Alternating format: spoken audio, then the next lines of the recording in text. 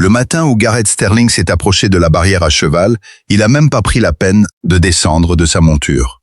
Il l'a regardé de haut, du haut de ses 24 ans, portant encore la poussière de l'enterrement de son mari, et il a ri.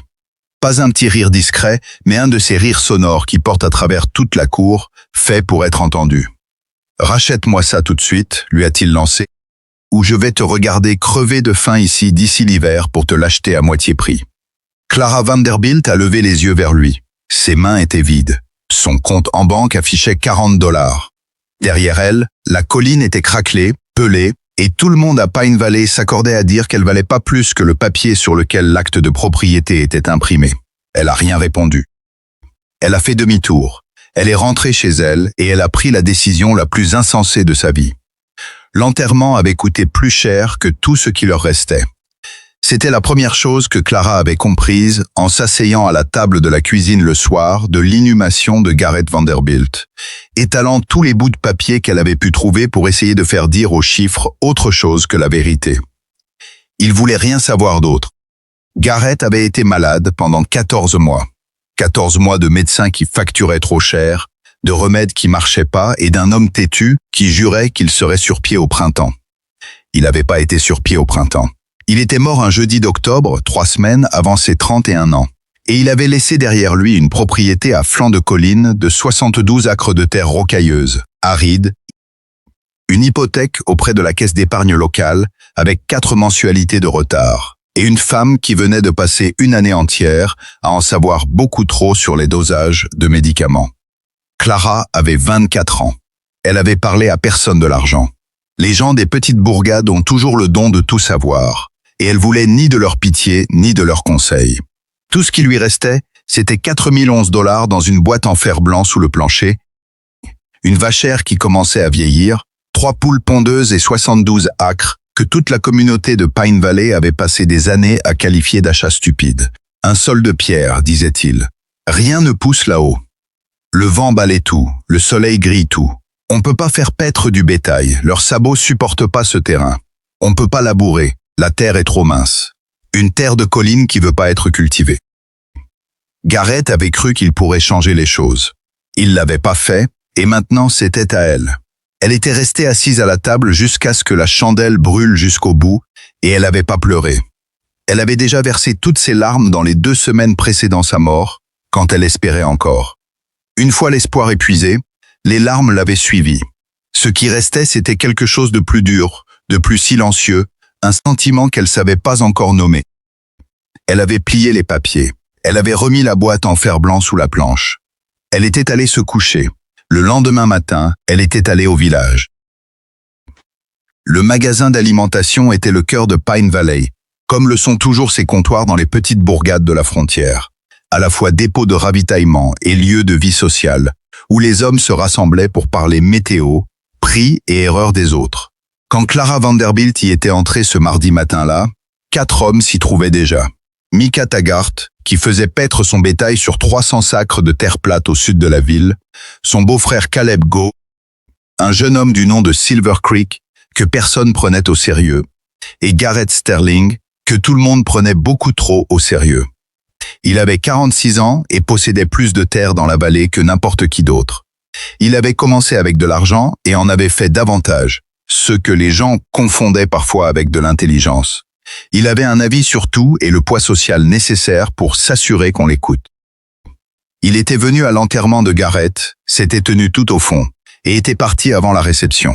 Il avait remarqué Clara dès son entrée. Son expression avait à peine bougé, mais sa posture oui. Une façon de se raidir, comme un homme qui vient de voir quelque chose confirmant ce qu'il pensait déjà. Madame Vanderbilt avait dit Mika Taggart avec un semblant de décence et une gêne manifeste.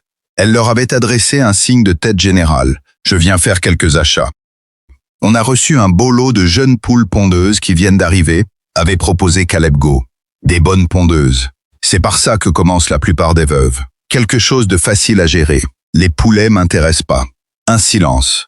Ce silence particulier d'hommes en train de recalibrer leurs pensées. Qu'est-ce qui vous intéresse alors ? Elle avait répété sa phrase, pas les mots exacts, mais le ton, ferme, sans chercher d'approbation ni inviter au débat. J'ai entendu dire qu'Amos Gideon vendait son troupeau de chèvres. Le silence avait changé de nature. Puis Silver Creek, celui que personne ne prenait au sérieux, avait fait ce qui lui valait de se faire railler régulièrement en riant le premier, avant que les autres soient prêts. Un petit rire surpris. C'est vrai, ça, Madame Vanderbilt. Ces bêtes sont dans un état lamentable. Silas peut plus les nourrir correctement depuis 2 ans. Il essaie de s'en débarrasser, mais personne n'en veut. La moitié est sous-alimentée, certaines sont malades. Le troupeau entier. Combien il lui en reste? Micah avait échangé un regard avec Caleb Go. Aux dernières nouvelles, dans les 50aines. 55. Il la regardait comme un joueur d'échecs regarde une pièce dont il n'a pas encore décidé le sort. Il en demande $40 pour le lot. Personne n'en veut, ça vaut pas $40. Dans ce cas, ça devrait être une négociation simple, avait répliqué Clara. Elle avait acheté pour 40 centimes de tabac tressé, parce que son beau-père aimait ça, et qu'elle lui devait bien une visite. Puis elle était ressortie dans le soleil matinal, sans se retourner pour voir la tête qu'il faisait. Elle pouvait très bien l'imaginer. La propriété de Silas Enoch se trouvait à 4000 au nord, à l'extrémité de la vallée, là où la plaine commençait à s'élever vers les premières véritables pentes des collines. Il l'avait accueilli à la limite de la clôture, un homme usé de la fin de la soixantaine qui avait l'air d'avoir pris cher ces 2 dernières années. « C'est vous la jeune veuve ?»« C'est moi. » Il l'avait étudié un instant. C'était le genre d'homme qui prenait son temps, non par obstination, mais par habitude de la prudence. « Vous savez ce qui vous attend ici. Je sais qu'elles sont maigres, avait-elle dit. Je sais qu'elles ont traversé une mauvaise passe. Je sais que vous devez vendre. Je dois vendre, c'est vrai, avait-il admis, mais je préfère les céder à quelqu'un qui va pas les faire souffrir davantage. Garrett Sterling m'en a offert 20 le mois dernier. J'ai refusé. Cet homme les aurait menés à l'épuisement pour revendre la viande. La viande m'intéresse pas. Qu'est-ce qui vous intéresse alors? C'était la 2e fois qu'on lui posait la question ce jour-là. Elle avait eu plus de temps pour y réfléchir. Ou peut-être était-ce simplement qu'Amos Gideon semblait réellement vouloir savoir. « J'ai 72 acres de collines que tout le monde qualifie d'inutiles », avait-elle répondu. Un sol rocailleux, mince, mauvais pour le bétail, mauvais pour les cultures. Tout le monde me le répète depuis des années. Mais les chèvres n'ont pas les mêmes besoins que les vaches. Elles n'ont pas besoin de terre plate ou de sol profond. Elles se débrouillent mieux en terrain accidenté que partout ailleurs. Je pense que ma terre pourrait bien leur convenir. Et je crois que si je peux les remettre sur pied et les maintenir en bonne santé, il y a peut-être un commerce à lancer. Amos Gideon était resté silencieux un long moment, la regardant avec une expression qui n'était ni tout à fait du scepticisme, ni tout à fait de la croyance. Quelque chose entre les deux, prudent et réfléchi. « Qu'est-ce que vous y connaissez en chèvre ?»« Presque rien, avait-elle avoué honnêtement. C'est mon plus grand problème. Quelque chose avait bougé sur son visage. Cette honnêteté résonnait différemment d'une fausse assurance. Il avait repoussé son chapeau en arrière et porté son regard vers la colline où son troupeau était dispersé, osseux, apathique et minuscule sur la pente. « $40, avait-il dit. « $40, avait-elle confirmé. Tout ce qu'il me reste. Il avait tendu la main. Elle l'avait serré. Elle avait ramené les bêtes vers sa terre de colline elle-même, à pied, seule avec 55 chèvres à moitié affamées, et un chien emprunté nommé Bucket, un animal enthousiaste mais largement inefficace. Ça avait pris presque toute la journée. 3 des bêtes étaient trop faibles pour avancer correctement, et elle avait dû les porter à moitié sur le dernier mille, une par une, en faisant des allers-retours sur la pente, pendant que le chien tournait en rond, avec anxiété sans grand résultat. Quand elle avait fait passer la dernière à travers la barrière, le soleil était couché. Ses bras lui semblaient arriérés de leurs orbites, et elle était si fatiguée qu'elle s'était assise par terre dans l'obscurité, avec des chèvres venant se frotter contre ses jambes, en se disant qu'elle venait de commettre une erreur catastrophique. Puis l'une des plus petites, une jeune chevrette aux côtes saillantes et à l'oreille légèrement déchirée, s'était approchée directement d'elle, avait collé son mufle contre sa joue et avait soufflé de l'air chaud. Elle avait failli rire. C'était pas vraiment drôle, mais il y avait là quelque chose de vivant. Elle s'était levée. Elle était rentrée. Elle avait dressé la liste de tout ce qu'elle ignorait, ce qui était considérable, et l'avait posée sur la table pour la retrouver dès le premier coup d'œil, le lendemain matin. L'histoire avait fait le tour de Pine Valley dès le jeudi.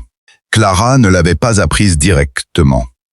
Personne n'allait s'approcher d'une veuve pour lui dire en face ce qu'on racontait au magasin d'alimentation, aux réunions du dimanche et par-dessus les clôtures de la vallée. Mais elle en avait assez entendu par des échos indirects pour saisir la teneur des propos. Elle a dépensé son dernier dollar pour un troupeau de chèvres malades. Amos avait raison, cette terre ne peut rien nourrir. Une misérable. Elle a perdu la tête. Le deuil fait ça. Elle revendra à Sterling d'ici le printemps. Ce qui piquait le plus, c'était pas les chèvres. C'était ce mot. Misérable. Pas au sens de sans le sou, même si c'était bien le cas, mais au sens pitoyable, digne de pitié. Une misérable dont la vie sur sa propre vie ne comptait pas vraiment puisqu'elle n'était en position de rien décider. Elle l'avait entendu une fois à travers une fenêtre ouverte du magasin général. Une voix de femme qu'elle reconnaissait mais préférait taire. La pauvre Clara Vanderbilt. Garrett arrivait déjà à peine à s'en sortir avec du bon sens. Et maintenant la voilà seule avec ses chèvres misérables. J'ai de la peine pour elle.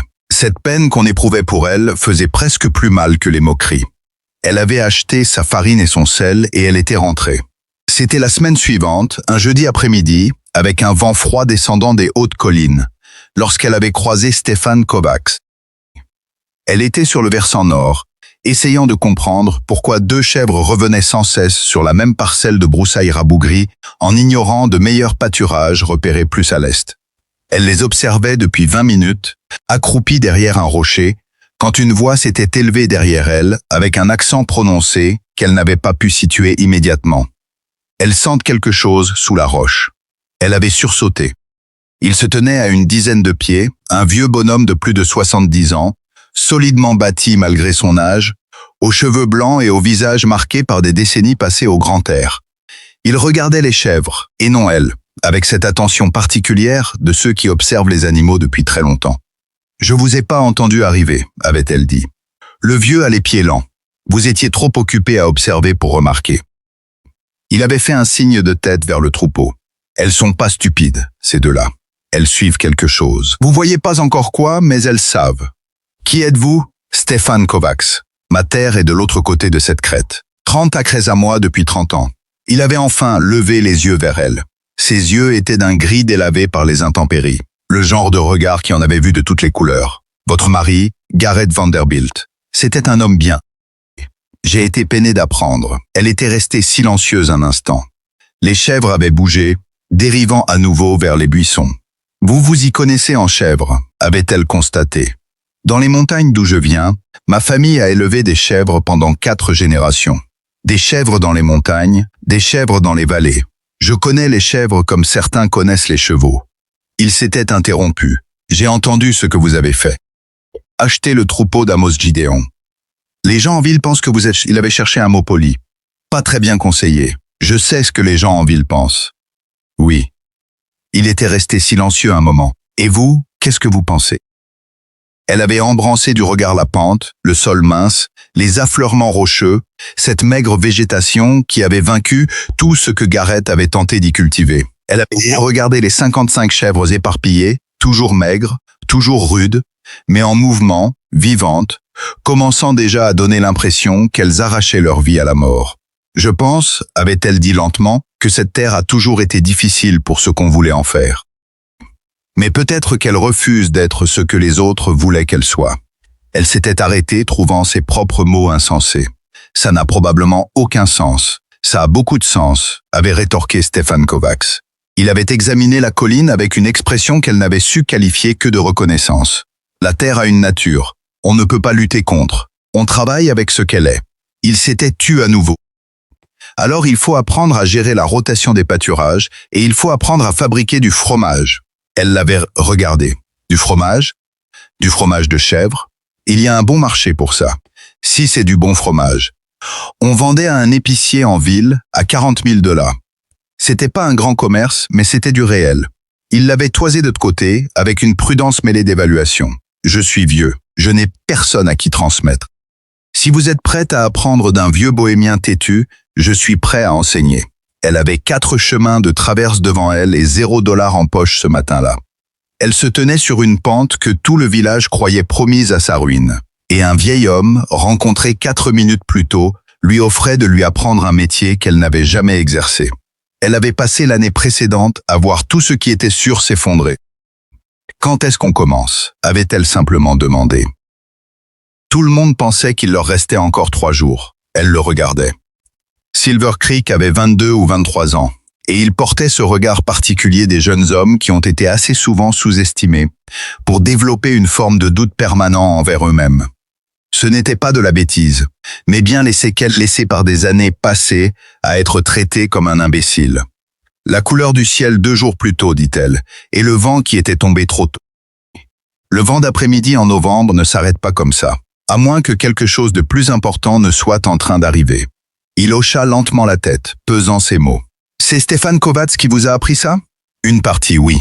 Le reste, je l'ai observé. Les gens disent que vous passez toutes vos journées là-haut à travailler. Les gens disent beaucoup de choses. » Il esquissa presque un sourire. « Oui, c'est vrai. » Il changea d'appui, toujours mal à l'aise. « Je voulais juste dire que je ne crois pas que vous ayez fait une erreur avec ces chèvres. Je n'ai rien dit sur le coup parce qu'il s'arrêta, assez honnête pour terminer sa phrase sans mentir, parce que je ne voulais pas être le seul à ne pas rire, j'imagine. » Elle le regarda. C'était un aveu étrange et plus étrange encore qu'il ait choisi de le faire. « J'apprécie, » répondit-elle. Elle ne lui dit pas que tout allait bien, car ce n'était pas tout à fait le cas, mais elle ne lui en tint pas rigueur non plus. Elle comprenait plus qu'elle ne l'aurait voulu, le calcul dont il venait de parler. Elle rentra chez elle avec ses provisions et resta un long moment à y songer. L'hiver était la période la plus rude, et pas seulement à cause du froid. En janvier, la banque envoya une lettre, formelle, rédigée avec précision, de ce genre de langage conçu pour paraître neutre, tout en annonçant des nouvelles qui ne le sont pas. Elle en était à présent à 5 mensualités de retard sur son prêt. La banque comprenait que sa situation était difficile. La banque tenait à lui rappeler que la propriété ferait l'objet d'une procédure de saisie si la situation n'était pas régularisée dans un délai de 90 jours. 90 jours. Elle resta longtemps assise avec cette lettre. Elle fit les calculs de 6 manières différentes et trouva toujours le même résultat. Elle ne les avait pas. L'activité fromagère ne produirait rien de vendable avant le printemps au plus tôt. Les chèvres étaient en meilleure santé, mais ne donnaient pas encore assez de lait pour que cela compte commercialement. Ses économies avaient fondu. Le lait de la vache lui permettait de se nourrir, mais ne rapportait rien. Elle plia la lettre, la posa avec ses papiers sur la table, et n'en dit pas un mot à Stéphane. C'était sans doute une erreur, mais elle n'était pas encore prête à le prononcer à haute voix. Le dire à haute voix rendait les choses trop réelles, et elle avait besoin de quelques jours de plus, pendant lesquels tout cela demeurait légèrement irréel. À la place, elle redoubla de travail, ce qui était son seul moyen d'action. Elle commença à tenir des registres plus précis. Quelle chèvre produisait le plus de lait? Quelle portion du pâturage récupérait le plus vite après la rotation? Ce que mangeaient les animaux sur le versant nord par rapport au versant sud? Et si cela influençait la qualité du lait? Elle remplit 2 carnets tout au long du mois de janvier, et c'est en consignant ces observations qu'elle commença à remarquer un détail surprenant. Le versant nord. Les chèvres y produisaient systématiquement un lait plus riche, avec un taux de matière grasse supérieur. Elle pouvait le voir à la ligne de crème. Après avoir passé des journées sur la crête supérieure, l'herbe là-haut n'était pourtant pas visiblement meilleure qu'ailleurs. Si l'on peut dire, elle était plus éparse, plus sèche, plus difficile d'accès pour les bêtes. Mais le lait était différent, de manière constante et mesurable. Et les chèvres retournaient inlassablement au même petit creux entre les rochers. Elle en glissa un mot à Stéphane un mercredi matin de février, l'air de rien. De cette façon dont on aborde un sujet quand on ne sait pas s'il en vaut la peine. Il ne répondit pas tout de d'immédiat. Il la regarda de ce regard gris clair qui lui était propre, puis tourna les yeux vers le versant nord avant de replonger ses yeux dans les siens. « Montre-moi », dit-il. Ils grimpèrent ensemble, Stéphane progressant plus lentement qu'elle n'avait l'habitude de le voir, son souffle formant des nuages dans l'air glacial. Il ne dit rien pendant la montée. Lorsqu'ils atteignirent le creux en question, une cuvette entre 2 grands affleurements rocheux, où la terre était plus sombre que le sol environnant, la végétation broussailleuse y avait un aspect légèrement différent, un peu plus verte malgré le mois de février. Il s'accroupit. Il retira son gant et posa sa paume à plat contre le sol. Il resta ainsi pendant près d'1 minute. « La terre est plus chaude ici, » dit-il. « Vraiment ?» Il leva les yeux vers elle. « Viens là. » Elle s'accroupit à ses côtés et plaça sa propre main sur le sol. C'était subtil, pas une chaleur intense, pas comme si l'on touchait quelque chose de chauffé, mais nettement différent de la terre gelée et durcie à quelques pas de là. Une tiédeur persistante et discrète. « Qu'est-ce que ça veut dire ?» demanda-t-elle. « Ça pourrait ne rien signifier, répondit Stéphane. Ça pourrait être géologique. Certaines formations rocheuses retiennent la chaleur différemment. Il marqua une pause. Mais les chèvres du vieux pays, en Rufus, avaient un instinct pour l'eau. L'eau souterraine, les sources, les endroits où l'eau circule sous la surface. Une terre plus chaude annonce parfois de l'eau tout près. De l'eau en mouvement. Il se releva lentement, un genou après l'autre. Mon grand-père disait toujours, « Suis les chèvres assez longtemps et elles te montreront ce que la terre sait. » Elle fixa cet endroit. Elle regarda là où l'homme de Garrett Sterling s'était tenu, fixant précisément cette portion de la pente. Le fil glacé et ténu de la peur, ressenti ce lundi-là 2 mois plus tôt, la traversa à nouveau, plus vif encore. « Gideon, dit-elle, qu'est-ce que cela signifierait? De l'eau souterraine sur un flanc de colline comme celui-ci. » Il la regarda fixement. « Cela voudrait dire beaucoup de choses, dit-il. En période de sécheresse, lors des années arides, une pause. Cela voudrait dire que votre terre n'est pas ce que tout le monde s'imagine. » Elle resta debout dans le froid de février, les mains encore tièdes du contact de la terre, en songeant à cet homme vêtu d'un manteau trop luxueux pour cette région, planté exactement à cet endroit, sans dire un mot. Garrett Sterling savait, ou se doutait depuis assez longtemps pour avoir envoyé quelqu'un enquêter. L'offre qu'il lui avait faite, bien au-dessus de la valeur marchande de ces terres sans valeur des hautes terres de Pine Highlands, prenait soudain un tout autre sens. Elle se redressa. « Je dois découvrir ce qu'il y a là-dessous », affirma-t-elle. Trouver la réponse ne fut pas simple, et ces 6 semaines suivantes ne furent ni de tout repos ni de tout répit. Stephen connaissait un vieil homme du nom de Potter, un autre immigré originaire de l'Est du continent qui avait passé 20 ans à exercer le métier de sourcier, une pratique à laquelle Clara ne croyait pas vraiment. Mais Stephen lui assura que cela relevait moins du mysticisme que de la capacité à lire la terre comme un médecin lit un corps. Poe, avait 81 ans, était presque sourd et facturait $3 pour une consultation, soit $3 que Clara ne posséda pas. Elle le paya en échangeant 2 mois de lait de chèvre et la promesse des premiers fromages de la saison lorsqu'ils seraient affinés. Il monta sur la colline un jeudi après-midi, muni d'une branche de saule fourchue et de la patience d'un homme qui n'est plus pressé par rien. Il arpenta la pente pendant 2 heures. La branche de saule se comporta d'une manière qui la laissait toujours incrédule. Mais il finit par s'arrêter au même creux entre les rochers, et son verdict fut sans appel.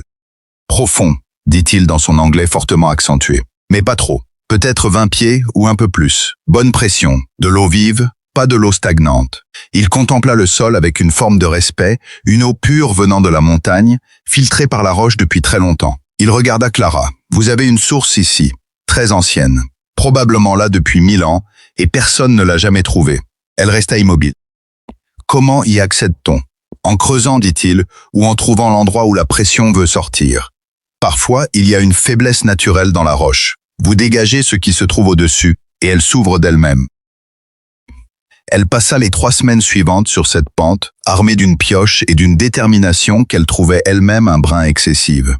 Stephen l'aidait quand elle l'y autorisait, ce qui n'était pas souvent. Il avait plus de 70 ans, le travail était éreintant et elle culpabilisait. Sizzlebright se pointa un matin, sans qu'on lui demande rien, ne souffla mot sur les raisons de sa présence et empoigna une pelle.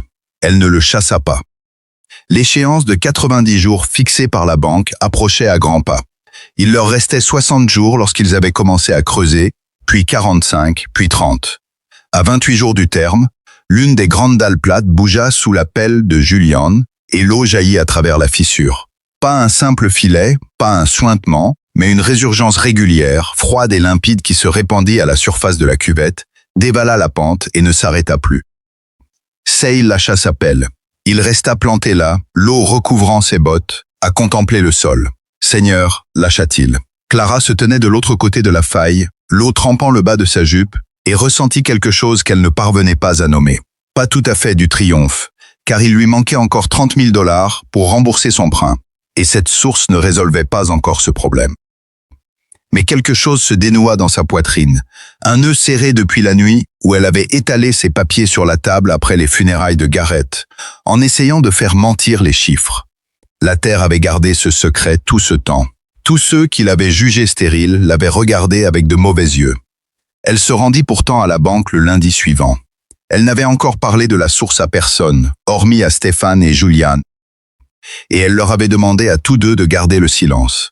Non par honte, non par incertitude, mais parce qu'elle comprenait, d'une manière qu'elle n'aurait su expliquer 1 an plus tôt. que l'information représentait une monnaie d'échange à part entière et qu'elle n'avait pas encore décidé comment l'utiliser. Le directeur de la banque s'appelait Augustus Moreau, la cinquantaine, prudent, le genre d'homme qui envisage la dette comme un médecin pose un diagnostic avec regret mais sans excuse. Il avait déjà une lettre prête sur son bureau lorsqu'elle entra, ce qui lui indiqua qu'il s'attendait à ce que l'entrevue prenne une tournure bien précise. Elle s'assit en face de lui et posa son propre document sur le bureau. « J'ai besoin de 90 jours de plus, dit-elle. Il y a eu une valorisation importante d'un actif sur la propriété qui va modifier considérablement sa valeur estimée. Je peux vous fournir un billet à ordre et un arpentage en bonne et due forme si vous me donnez ce délai. » Moreau examina le papier, puis leva les yeux vers elle. C'était le genre d'homme qui dévoile rarement son jeu. « De quel genre de valorisation s'agit-il »« D'une source d'eau, répondit-elle. Une source souterraine, active et confirmée. » Il garda le silence un instant, et elle le regarda analyser la nouvelle. Observer les rouages du calcul bancaire s'agiter derrière ses prunelles. Du scepticisme, de l'intérêt et la question de savoir s'il s'agissait de la réalité ou de l'affabulation d'une femme aux abois. C'est une affirmation importante pour une propriété des hautes terres de Pine Highlands. Oui, fit-elle, c'en est une. Qui l'a confirmé? J'aurai le rapport d'un géomètre dans les 30 jours. Et d'ici là, vous voulez 90 jours. 60, rectifia-t-elle. Elle y avait réfléchi. Demander moins que ce qu'on désire s'avérait parfois plus efficace que réclamer exactement ce dont on avait besoin. Donnez-moi 60 jours, il la contempla longuement. Vous comprenez que je n'ai aucune obligation? Je comprends que vous préférez un prêt productif à une procédure de saisie, répliqua-t-elle. Nous savons tous les deux à quel prix se vendent les terres des hautes terres de Pine Highlands aux enchères. Vous récupéreriez 30 centimes par dollar investi, et encore. Sa mâchoire se tut un instant. Elle venait de formuler une vérité qu'il n'appréciait guère d'entendre de sa bouche. 60 jours, finit-il par dire. Il me faudra ce rapport d'arpentage. Elle sortit de la banque, s'arrêta sur le trottoir de bois sous le mince soleil de mars, et respira lentement, avec application, jusqu'à ce que ses mains cessent de trembler. 60 jours. Mais le printemps arriva à un rythme soutenu cette année-là, trop rapide à certains égards. La douceur s'installa d'un coup, prenant les fermiers de court.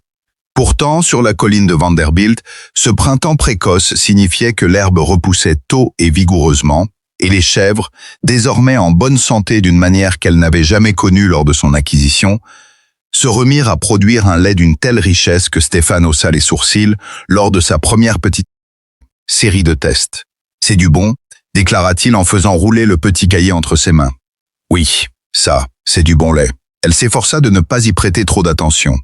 Il l'avait rudoyée sans relâche pendant 6 mois, et elle avait appris à se méfier des compliments faciles de sa part.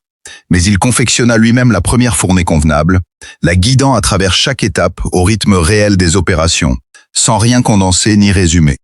Et à la fin de cette première journée d'affinage, il parlait déjà de rendement et de profil aromatique avec un épicier qu'il connaissait dans la ville, situé à 40 milles à l'est. Le troupeau comptait maintenant 48 chèvres.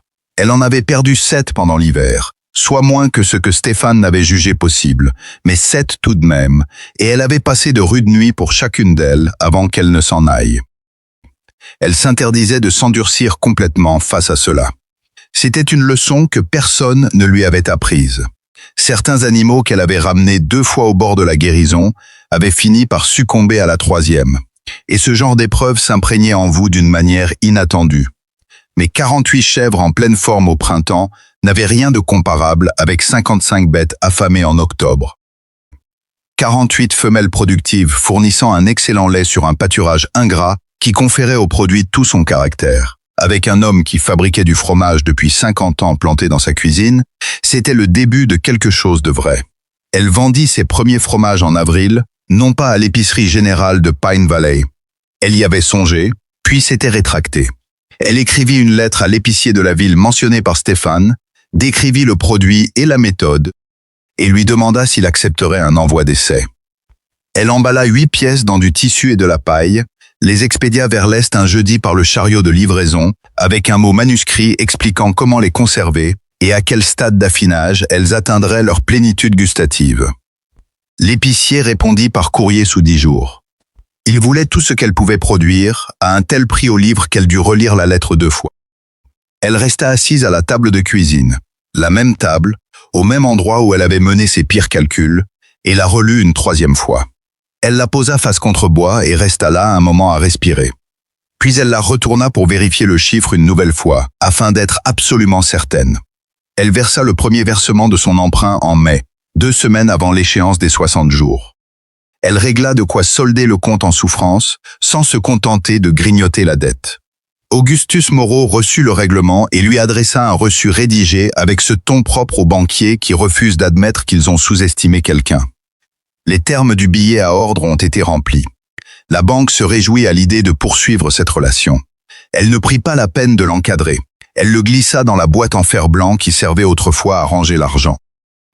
C'est à peu près à cette époque qu'elle prit conscience du regard que le village portait sur elle. Non pas les commérages, mais cette nuance plus subtile qui se cachait derrière. En octobre, les gens parlaient d'elle avec pitié et s'attendaient à un désastre. À présent, leurs propos avaient changé, se faisaient plus discrets. Elle en surprenait des fragments au détour des conversations, comme toujours. Cette femme du vallon a l'air d'avoir monté une petite affaire là-haut. Et j'ai bien l'impression qu'elle a trouvé de l'eau sur sa pente et que ce bon vieux Stéphane Kovacs sait visiblement ce qu'il fait avec son fromage. Personne ne vint lui dire directement « nous avions tort ». C'était rare dans l'expérience de Clara. À la place, il trouvait de plus petites manières de reconnaître la réalité. Un signe de tête qui s'attardait une seconde de plus. Une question qui partait du principe qu'elle savait ce qu'elle faisait plutôt que d'en douter. Un léger réajustement dans leur posture lorsqu'ils venaient lui parler. Red Lodge, en revanche, ne fit rien de tout cela. Il envoya un homme sur ses terres fin mai, pas lui-même quelqu'un qu'elle ne connaissait pas qui longea la clôture le long de la route sans s'aventurer sur le chemin. Elle l'observa depuis le pâturage supérieur. Il resta un moment planté devant le portail à scruter la pente, puis repartit en voiture. 3 jours plus tard, elle découvrit un avis émanant du bureau foncier du comté, fixé sur son portail. C'était une demande d'arpentage officiellement enregistrée, affirmant que la limite séparant la propriété Vanderbilt des parcelles adjacentes était peut-être mal consignée dans l'acte d'origine. Ses mains ne tremblèrent pas le moins du monde lorsqu'elle détacha le papier du montant. Elle rentra à l'intérieur et écrivit 2 lettres, l'une à un géomètre, l'autre à un homme en ville dont on lui avait dit le plus grand bien, un avocat calé en droit foncier qui ne surfacturait pas ses services. Elle cacheta les 2 enveloppes et les posa sur la table pour qu'elle parte avec le courrier du lendemain. Elle n'avait pas encore l'argent pour payer un avocat, mais elle l'aurait bientôt. Le fromage se vendait bien, et la source continuait de couler, limpide, fraîche et constante, là-haut sur le versant nord, où les chèvres avaient tourné tout l'hiver, là où le sol s'était révélé tiède sous sa paume en février, alors que personne d'autre n'y prêtait attention. Garrett Sterling pensait pouvoir s'emparer de ces terres. Il se trompait lourdement sur ce qu'il essayait d'atteindre. 3e partie, la source cachée qui change tout. L'avocat se nommait Harrison Vance, et il débarqua un mardi au début du mois de juin à bord d'un buggy de location qui avait connu des jours meilleurs, vêtu d'un veston dont le poignet gauche effiloché semblait lui échapper ou lui importer peu. Il devait avoir un peu plus de 50 ans, trapu et méthodique dans ses gestes, arborant ce genre de visage qui a appris à ne plus s'étonner de rien, car la surprise coûte cher dans son métier. Il avait répondu à sa lettre en moins d'1 semaine, plus rapidement qu'elle ne l'espérait, lui écrivant qu'il connaissait la vallée de Pine Valley, les domaines fonciers des Sterling, et que l'avis de contestation des limites qu'elle décrivait méritait qu'on s'y attarde avant que la procédure n'aille plus loin.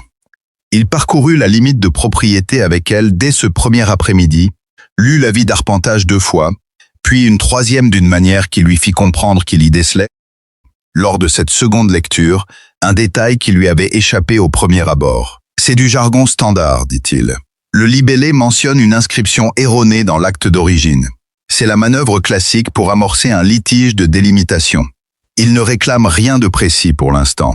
Il crée les bases juridiques pour pouvoir formuler une revendication. Ce qui veut dire quoi exactement? Que quelqu'un a déposé ceci pour établir une trace écrite, et non parce qu'il existe un véritable débat au 4 de bornage. Parce qu'ils veulent disposer d'un levier juridique pour agir plus vite le moment venu. Il plia le document et le lui rendit. Qui a déposé ça? Le bureau foncier du comté. Mais la requête provient d'une entreprise appelée le syndicat de Red River. Il marqua un silence, avec la précision coutumière d'un homme qui fait défiler un nom dans sa mémoire. J'ai déjà entendu ce nom. Ils opèrent depuis la ville. Il rachète des terres en prévision de futurs projets d'aménagement, de chantiers d'infrastructure, de transfert de droits sur l'eau. Il leva les yeux vers elle. « Qu'est-ce que vous avez exactement sur ces terres, Madame Vanderbilt ?» Elle l'emmena sur le versant nord. Il s'arrêta devant la source, désormais entièrement dégagée, ses bords soigneusement aménagés en pierre par elle et Juliane au cours de 3 samedis du mois d'avril, l'eau s'écoulant claire et vive dans le canal qu'elle avait creusé pour l'amener vers l'abreuvoir inférieur. Il l'observa longuement, sans mot dire. « Depuis quand ça coule comme ça ?» demanda-t-il. « Depuis mars. Nous l'avons ouverte en mars, mais elle était là avant, probablement depuis très longtemps. Est-ce que quelqu'un du comté l'a expertisé? Pas officiellement. J'ai fait venir Potravich en février. C'est un sourcier. Je sais que ça en a l'air. Je connais Pota, répliqua Silas, ce qui l'a surpris. Il a fait du bon boulot dans les comtés de l'Est. Qu'est-ce qu'il a dit? Une source profonde, de l'eau vive, pas stagnante, filtrée à travers la roche de la montagne. Elle marqua une pause. Il a dit qu'elle était très ancienne. Silas jeta un nouveau coup d'œil à la source, puis aux hauteurs qui la surplombaient, avant de balayer du regard la vallée en contrebas, les pâturages plats, les parcelles cultivées, et cette brume de chaleur estivale qui s'installait déjà plus tôt que d'habitude en ce mois de juin. « Si cet été tourne comme il en a l'air, dit-il lentement, et si la vallée s'assèche de la même manière que ces 2 dernières années, cette source sera le seul point d'eau fiable des environs qui ne dépendent pas de la rivière. » Il se tourna vers elle. « Vous comprenez ce que je vous dis? Je commence à le réaliser, » répondit-elle. Le syndicat de Red River l'a compris, lui, depuis un moment. C'est pour cela que cet avis est planté sur votre portail. Il ramassa son chapeau qu'il avait posé sur la margelle de pierre. Nous devons déposer une revendication officielle de droit sur l'eau auprès du comté avant qu'il ne puisse brouiller davantage le terrain juridique, et il faut le faire vite. Combien est-ce que ça va coûter? Il lui annonça un montant. C'était plus que ce qu'elle possédait en liquidité, mais moins que ce qu'elle aurait d'ici 30 jours grâce à la dernière commande de l'épicier. 30 jours, dit-elle. C'est à peu près le temps dont vous disposez avant qu'il ne puisse déposer une contre-motion sur le litige frontalier, répondit-il. Peut-être un peu plus, il remit son chapeau. Ne vendez rien et ne signez rien. Quoi qu'il vous propose. Elle repensa à l'homme qu'elle avait aperçu près de son portail en mai, levant les yeux vers la pente. Et s'ils viennent en personne? Silas la fixa du regard inexpressif et résolu d'un homme qui a vu trop de gens commettre des erreurs par simple politesse au mauvais moment. Alors vous serez très occupé et vous leur demanderez de contacter votre avocat. Mais la sécheresse s'abattit en juillet, de cette façon dont les pires épreuves surviennent souvent. Sans crier gare, sans éclat au début, juste un lent dépérissement de ce sur quoi tout le monde comptait. La pluie qui aurait dû tomber la dernière semaine de juin ne vint point. Le niveau de la rivière, déjà plus bas que la normale pour la saison, baissa encore d'un pied. Les éleveurs de bétail de la vallée commencèrent à guetter le ciel avec cette attention craintive que ceux qui dépendent de la météo acquièrent un jour pour ne plus jamais l'oublier. À la mi-juillet, il devint évident qu'il ne s'agissait pas d'une simple semaine de sécheresse ou d'une mauvaise passe passagère. C'était un phénomène structurel qui couvait depuis 2 années de faibles précipitations et se manifestait désormais dans toute sa violence. Clara le ressentait sur sa colline d'une manière différente des fermiers de la vallée en bas. Ces chèvres, par nature, et grâce à la gestion minutieuse des rotations par Stéphane, s'étaient déjà adaptées au parcours aride. Elles s'éparpillaient plus largement, consommaient moins d'eau par jour que les bovins, et procédaient ainsi depuis des mois. La source du versant nord coulait avec la même pression constante qu'en mars, insensible aux conditions de surface, puisqu'elle ne provenait pas des eaux de pluviales. Elle jaillissait des profondeurs de la montagne, filtrée par une roche qui l'emmagasinait depuis plus longtemps que n'importe quel habitant de la vallée n'avait eu le temps de vivre.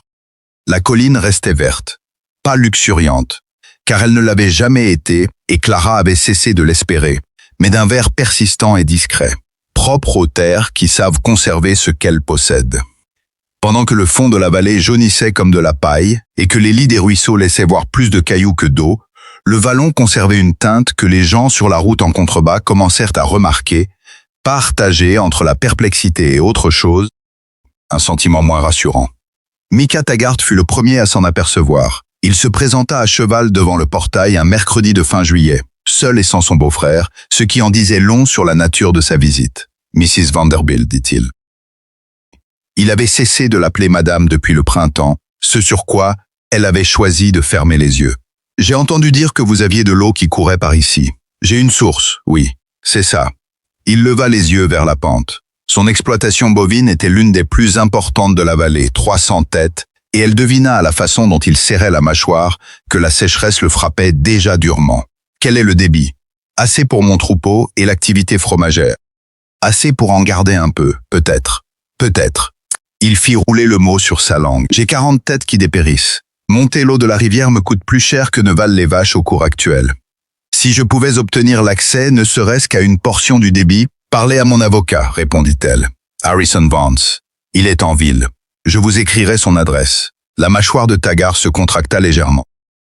Ce n'était pas de la colère, plutôt l'expression d'un homme qui s'ajuste à une réalité qu'il imaginait plus simple. Je ne savais pas que vous aviez un avocat. J'en ai pris un en juin.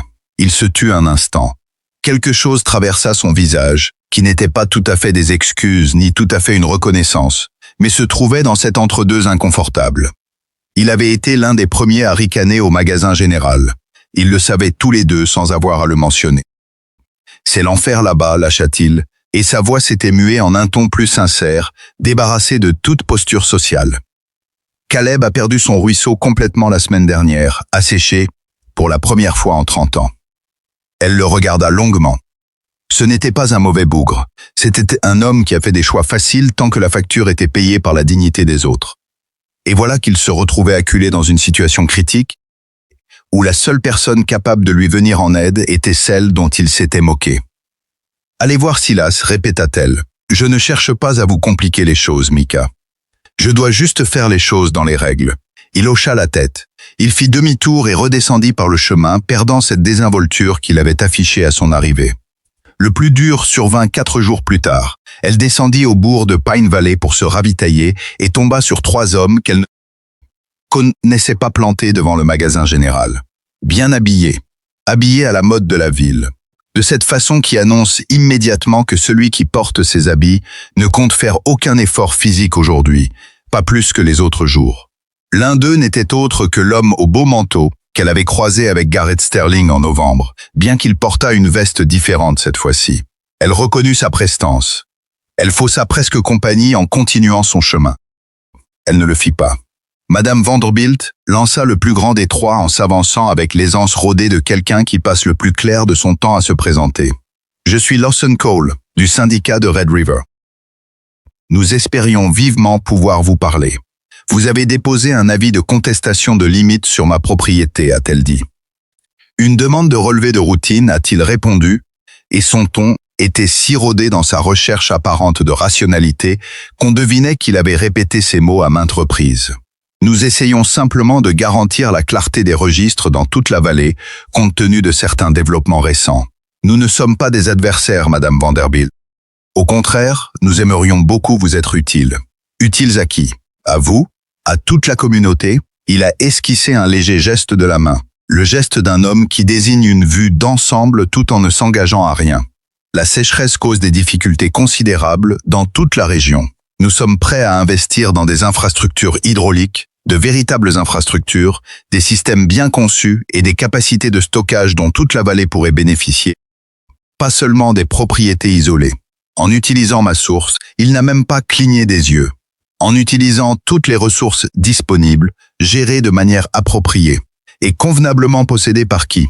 Son expression est demeurée parfaitement neutre. C'est un point dont nous serions ravis de discuter. Nous sommes disposés à vous offrir. Adressez-vous à mon avocat, a-t-elle tranché, Harrison Vance, au bureau de la ville. Je peux vous noter son nom si vous en avez besoin.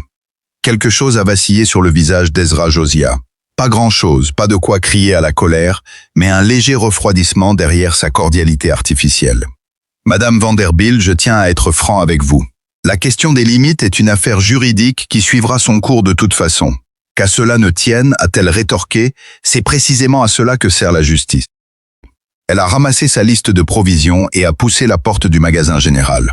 À l'intérieur, derrière le comptoir, la femme du propriétaire, une nommée Martha Boyd, qui vivait dans la vallée des Pins depuis 40 ans et ne ratait rien de ce qui s'y passait, l'a observé entrer sans laisser transparaître la moindre émotion. Ils étaient 3, a lâché Martha après un silence. 3, a confirmé Clara. Martha a posé un pot de mélasse sur le comptoir avec un bruit sourd qui en disait long. Lawson Cole est passé ici hier, a acheté 3 fois rien et a parlé à tout le monde. Il a demandé à Micah Pratt si la situation de l'eau dans la vallée ne nécessitait pas des investissements extérieurs. Elle s'est interrompue. Micah lui a répondu qu'il devait vous poser la question à vous. Clara a levé les yeux de sa liste. Micah a dit cela assez fort pour que 4 personnes l'entendent, a précisé Martha. Clara était à mi-chemin de sa ferme lorsqu'elle a aperçu la fumée. Pas un immense panache, ni l'incendie d'un bâtiment, mais la menace fine et grise d'un feu de camp ou d'un brûlis à l'extrême nord-est de ses terres, dans un secteur où elle n'avait guère l'occasion de se rendre. Elle avait bien l'intention de clore correctement ce coin depuis des mois, mais n'en avait pas encore eu le temps. Elle a fait faire demi-tour à son attelage. 20 minutes plus tard, elle atteignait le coin nord-est et découvrait 2 inconnus plantés près d'un trépied d'arpentage, l'un d'eux consignant des données dans un registre. Ils avaient installé un campement de fortune avec des lits de camp, un feu de bois, cet aspect provisoire et bien ordonné d'hommes partis pour plusieurs jours de labeur. C'est une propriété privée, a-t-elle lancé depuis son chariot. Celui qui tenait le registre a levé les yeux sans grande surprise. Travaux topographiques, madame. Sur demande du comté. J'ai reçu un avis de litige sur les limites. Cela n'autorise en rien une équipe de géomètres sur mes terres sans mon consentement. Nous avons un ordre de mission du comté. Montrez-le-moi. Il s'exécuta et elle lut le document attentivement à 2 reprises, s'attardant sur la signature d'autorisation au bas de la page. C'était signé par un adjoint au cadavre dont elle n'avait jamais entendu parler, et non par le responsable en personne. Il lui faudrait vérifier si un simple adjoint avait le pouvoir d'émettre un tel ordre. Elle l'ignorait. Elle consigna le nom de cet adjoint dans la marge de sa liste de courses. Pliez bagages et revenez avec des papiers signés par l'ingénieur en chef du comté en personne, a-t-elle ordonné. Si cet ordre de mission est légitime, je n'interférerai pas. Mais je n'accepte pas la signature d'un simple adjoint pour arpenter mon terrain. L'homme l'a observé un instant avant de regarder son collègue. Ils avaient l'air d'exécutants se heurtant soudain à un cas imprévu dans leurs consignes. Nous devrons vous recontacter. Contactez qui vous voudrez, a-t-elle répliqué, mais vous quittez mes terres pendant que vous y êtes. Ils ont démonté le trépied. Elle est restée assise dans son chariot, surveillant le moindre de leurs mouvements jusqu'à ce qu'ils aient tout remballé et repris le chemin de la route. Elle a encore attendu 10 minutes après leur départ, avant de s'autoriser à respirer à nouveau. Ses mains tremblaient. Elle les a posées à plat sur ses genoux jusqu'à ce que le calme revienne. Puis elle est rentrée et a rédigé une longue lettre à l'attention de Harrison Vance. Silas est arrivé 2 jours plus tard, signe que son courrier l'avait suffisamment alarmé pour qu'il se déplace sans tarder. Il a parcouru l'ordre de mission de l'adjoint, lu le nom qu'elle avait noté et a posé ses mains à plat sur le papier, un geste qui lui rappela douloureusement le matin où elle avait pressé sa paume contre la terre tiède de la crête supérieure. Aldis Ferris, a-t-il murmuré en lisant le nom. Je sais qui c'est. Cet ordre est illégitime. Techniquement, un adjoint au cadavre peut émettre des ordres de mission pour des relevés de routine. Quant à savoir si celui-ci relève de la routine, c'est discutable. Il a levé les yeux. Ce qui m'inquiète davantage, c'est la rapidité. Ils ont déposé l'avis de délimitation en mai, et dès juillet, une équipe d'arpenteurs était sur vos terres. C'est très rapide. Quiconque orchestre cela a un appui au bureau du comté qui fait passer ses dossiers en priorité. Sterling, sans doute, a-t-elle suggéré. Le syndicat de Red River entretient des relations avec de multiples fonctionnaires locaux dans plusieurs comtés. C'est leur méthode habituelle. Ils jettent leur dévolu sur une propriété, jettent le doute sur le titre de propriété, font une offre pendant que le propriétaire est vulnérable et inquiet, puis rafle la mise. Il a refermé la chemise cartonnée. Ils excellent dans ce domaine. Que devons-nous faire? Nous allons enregistrer nos droits sur l'eau dès aujourd'hui. J'ai les documents avec moi, je les ai rédigés en venant. Il a extrait un parchemin de sa mallette. Signez ceci. Je le déposerai au siège du comté demain matin, et il sera versé au registre avant qu'aucune décision sur les limites ne puisse l'affecter. Les droits d'eau dans ce territoire sont indépendants des titres fonciers dans des cas précis. Si nous établissons notre revendication en premier, un redéfinissement des frontières, même s'il aboutissait, ne pourrait pas transférer automatiquement les droits sur l'eau. Elle a examiné le texte avec soin. Elle n'était pas juriste, mais à force de fréquenter le jargon juridique, elle en comprenait l'essentiel. Ce que Pembroke faisait, c'était consacrer la source comme un bien distinct doté de sa propre existence enregistrée, et non comme un simple accessoire de la parcelle. Signé, a-t-elle dit. Vous êtes sûr? Je le suis depuis le mois de mars, a-t-elle affirmé. Signé et allé l'enregistrer. Elle a apposé sa signature. Il est allé la déposer le lendemain matin. Cet en août-là ne battit aucun record météorologique officiel, mais sur le plan pratique, la vallée affrontait sa pire sécheresse depuis une génération. Les statistiques ne disaient rien de la détresse qu'on éprouvait en voyant le bétail piétiner la poussière, là où coulait l'eau jadis, ni de la corvée d'aller remplir des citernes dans une rivière qui baissait de 2 pouces par semaine. Le ruisseau de Caleb Go était totalement à sec dès la première semaine d'août, mettant ses bêtes en grand péril. Il s'est présenté à la barrière du chemin creux sans son beau-frère, sans son assurance habituelle, réduit à l'état d'homme acculé, qui vient implorer de l'aide. Il s'est arrêté au portail et a lâché. « Je sais que je n'ai aucun droit de vous demander cela. » « En effet, vous n'en avez aucun, » a répliqué Clara, avant d'ajouter. « Mais vous le faites quand même. Je le fais quand même. » Elle y pensait depuis la visite de Mika Pratt. Elle en avait parlé avec Silas et avec Stéphane pendant 2 soirées d'affilée, assis sur la varangue alors que le soleil se couchait sur la vallée assoiffée. Elle s'était disputée avec elle-même au milieu de la nuit à maintes reprises, car elle n'avait rien d'une sainte et gardait un souvenir très précis du ton employé par Caleb Go au magasin de fourrage et de l'expression qu'il affichait alors. La part d'humanité en elle qui répugnait à se montrer magnanime aurait voulu le laisser planter un moment devant ce portail. Elle l'y a laissé effectivement, pas longtemps, mais juste assez pour marquer le coup. « Harrison Vance est mon avocat », a-t-elle déclaré. Il rédige des accords d'accès à l'eau pour les éleveurs de la vallée à un tarif fixe par tête et par mois. C'est un prix juste. Je l'ai fixé en dessous du coût de votre transport par tonneau. Vous signez le contrat, vous obtenez l'accès à l'abreuvoir du versant nord inférieur, et vous en respectez les conditions. Elle s'est tue un instant. Les conditions incluent une clause stipulant que les droits sur l'eau appartiennent à cette propriété. C'est non négociable. Caleb l'a longuement fixé. C'était un homme fier et elle avait toujours su que c'était là son plus grand fardeau. Ce qu'elle lui demandait de signer équivalait à admettre qu'elle détenait ce dont il avait besoin, que la veuve installée sur une colline ingrate possédait un trésor qui lui faisait défaut. « C'est bon », a-t-il dit, sans autre commentaire. « L'adresse de Silas ? Je la demanderai à Mika », a-t-il ajouté. Il est remonté dans son chariot et elle l'a vu s'éloigner sans ressentir la moindre satisfaction. Tout ce qu'elle éprouvait se résumait à de la fatigue, et à un poids plus lourd encore qu'elle préférait ne pas nommer. 7 éleveurs avaient signé l'accord sur l'eau de Silas avant la 3e semaine d'août, et 2 autres étaient en pourparlers. Le tarif qu'elle avait établi était raisonnable. Elle l'avait voulu ainsi, non par grandeur d'âme, mais par pur pragmatisme. Un prix abordable était le seul moyen pour que cela fonctionne. Les tarifs prohibitifs n'auraient engendré que d'autres solutions et du ressentiment. Fixé au juste prix, il payait et l'exploitation devenait viable. Stéphane s'est assis avec elle un soir pour éplucher les comptes, penchés tous les deux sur la table de cuisine au milieu des registres et des copies de contrats.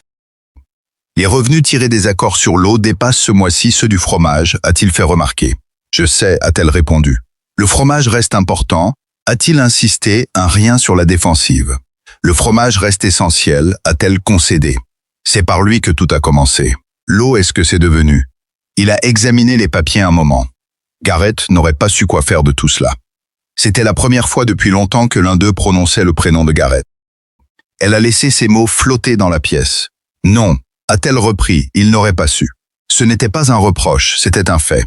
Garrett était un homme intègre doté d'une opiniâtreté inflexible, incapable de plier quand la situation l'exigeait. Il voulait façonner la terre selon ses désirs. Elle-même avait appris, lentement, douloureusement, à travers un hiver qui lui avait coûté 7 bêtes, 4 mois de sommeil et des doutes indicibles, qu'il valait mieux écouter ce que la terre avait à dire. Au dehors, la vallée était sèche, écrasée de chaleur, dans une de ces nuits d'août qui semblent interminables. Les chèvres se taisaient sur la pente. La source continuait de couler sous la crête nord, froide, limpide et ancestrale, indifférente à la sécheresse comme le sont les vieilles choses face aux vicissitudes passagères. C'est Stéphane qui a aperçu le cavalier le premier, tournant le regard vers la fenêtre qui donnait sur le chemin. « Quelqu'un arrive » a-t-il prévenu. Elle s'est retournée. Il était tard, passé 20 heures, la lumière s'effaçait et un cavalier remontait la piste à vive allure. Elle a gagné la porte. C'était Julian Bright, et il cavalquait de façon si pressante qu'elle sentit poindre la menace d'une mauvaise nouvelle avant même qu'il n'ait stoppé sa monture. Clara. Il a tiré sur les rênes devant le portail, à bout de souffle, sa monture écumante. Il y a une réunion en ville ce soir. Elle a commencé il y a 1 heure à la mairie. Des gens louches l'ont convoqué. Il a repris son souffle. Il raconte à tout le monde que la source est contaminée. Elle s'est immobilisée. Quoi? Ils ont amené un homme, quelqu'un qu'ils présentent comme un expert en eau, et ils affirment aux éleveurs qui ont signé vos contrats que l'eau n'a pas été testée correctement et qu'elle pourrait être polluée par les anciennes activités minières dans les collines en amont. Ils la regardaient avec l'expression d'un homme à la fois furieux et terrifié.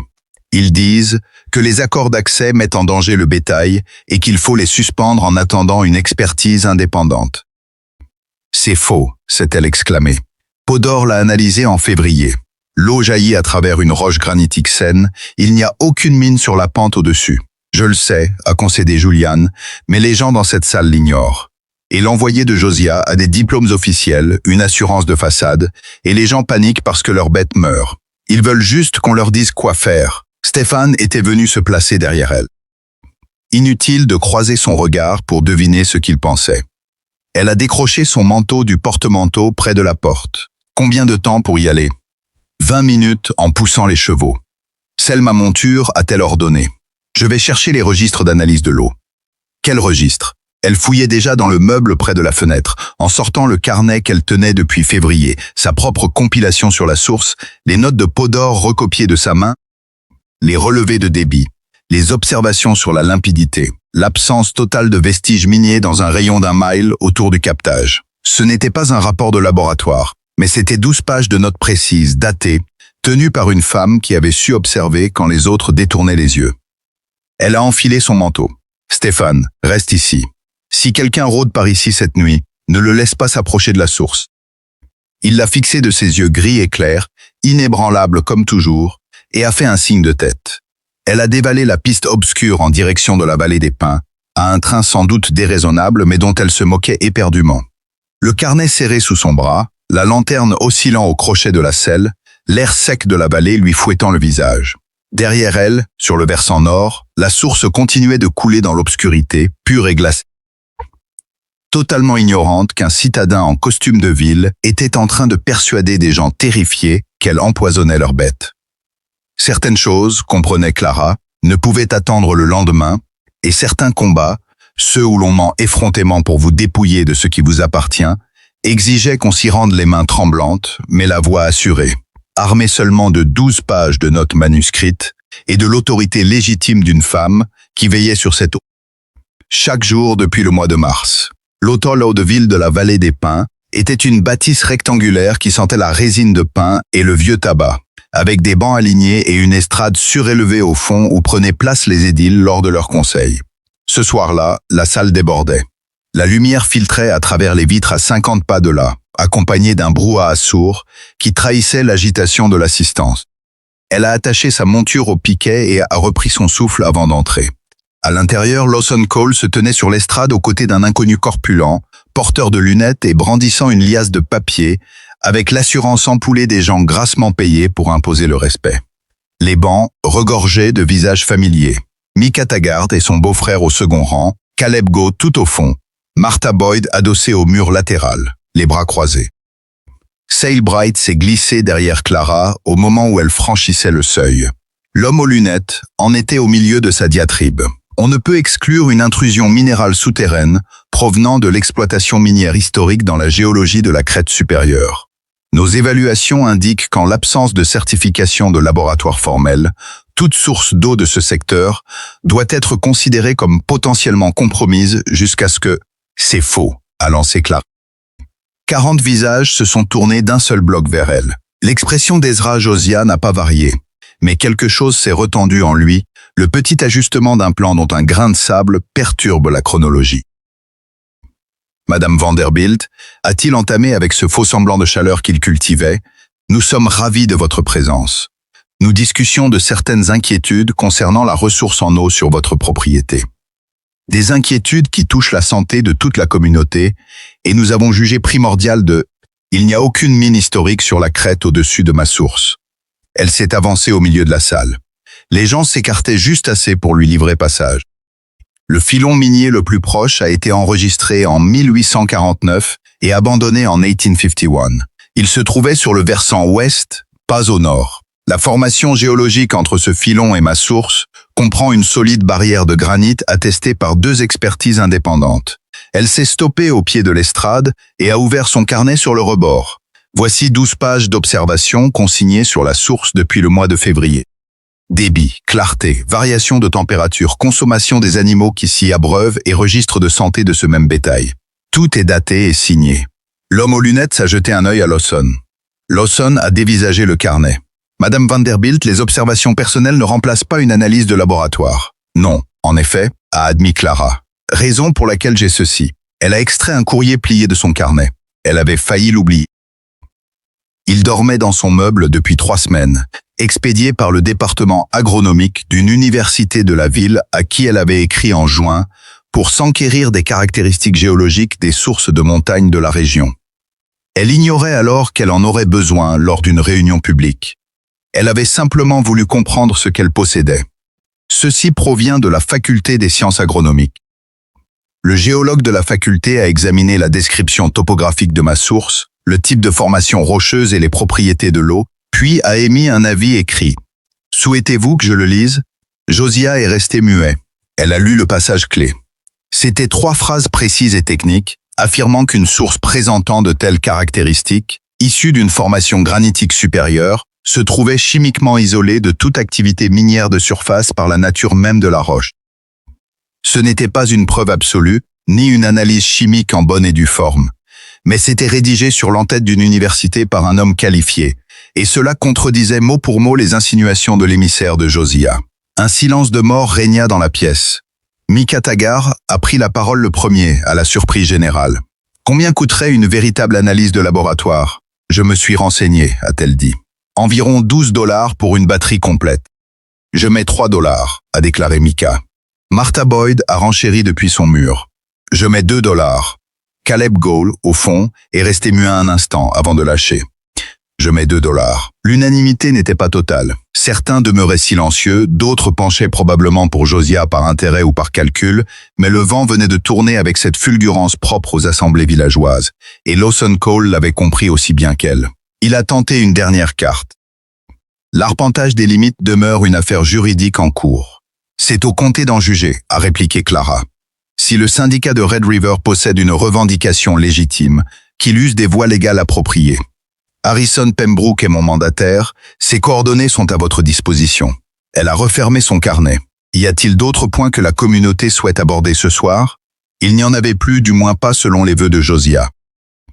La réunion s'est dissoute comme s'effilochent ces assemblées quand leur raison d'être disparaît, par petits groupes d'habitants qui devisaient entre eux en désertant l'estrade. Josiah a glissé un mot à son homme de paille, et tous deux ont pris le chemin de la sortie, avec assez de hâte pour que cela ressemble à une retraite.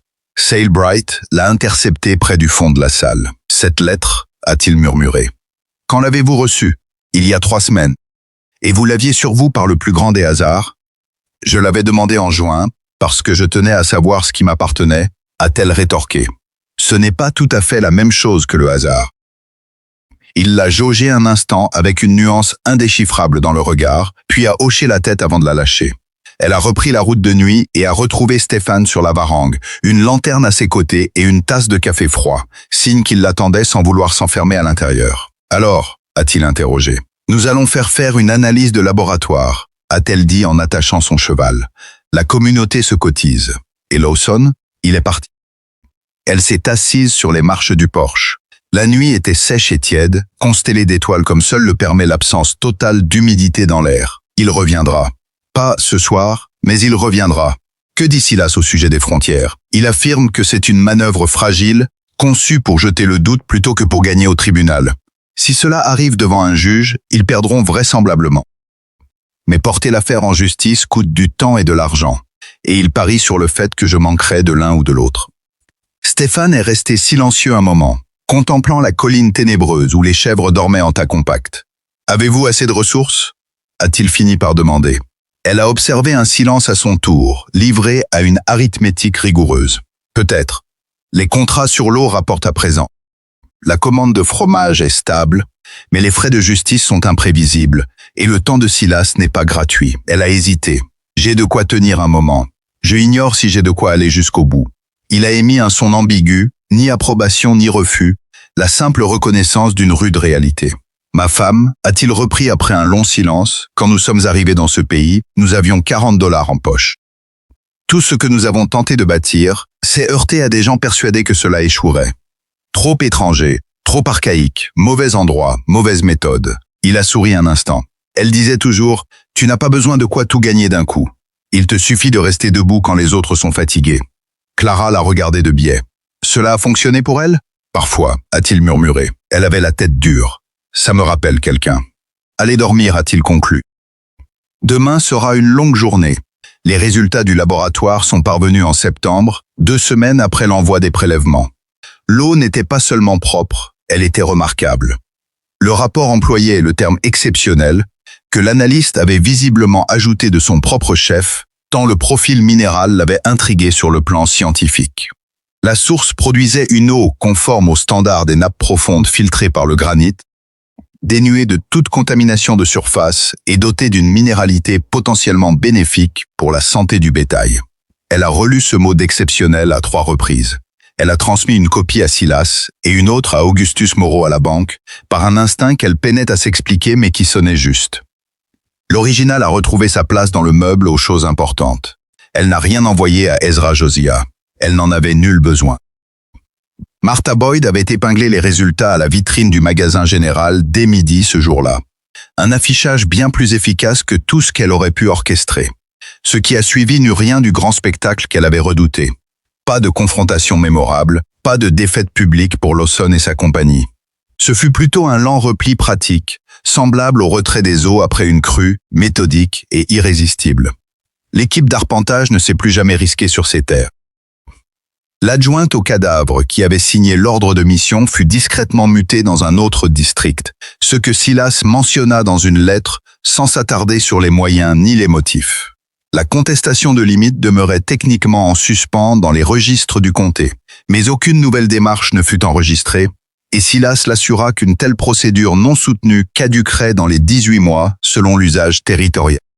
Elle lui a demandé un jour sans détour ce que les associés de Red River comptaient faire ensuite. Il est resté silencieux, avec cette prudence coutumière. Les hommes comme Lawson ne commettent pas 2 fois la même erreur coûteuse au même endroit, a-t-il analysé. Ils ont mesuré ce qui s'est produit ici, la réaction du village, l'enregistrement des droits d'eau et les conclusions du laboratoire. Ils en ont conclu que le jeu n'en valait plus la chandelle. Ils vont jeter leur dévolu sur une autre cible. Quelqu'un qui aura moins de moyens pour se défendre, a complété Clara. Oui, a confirmé Silas, c'est ainsi que cela fonctionne.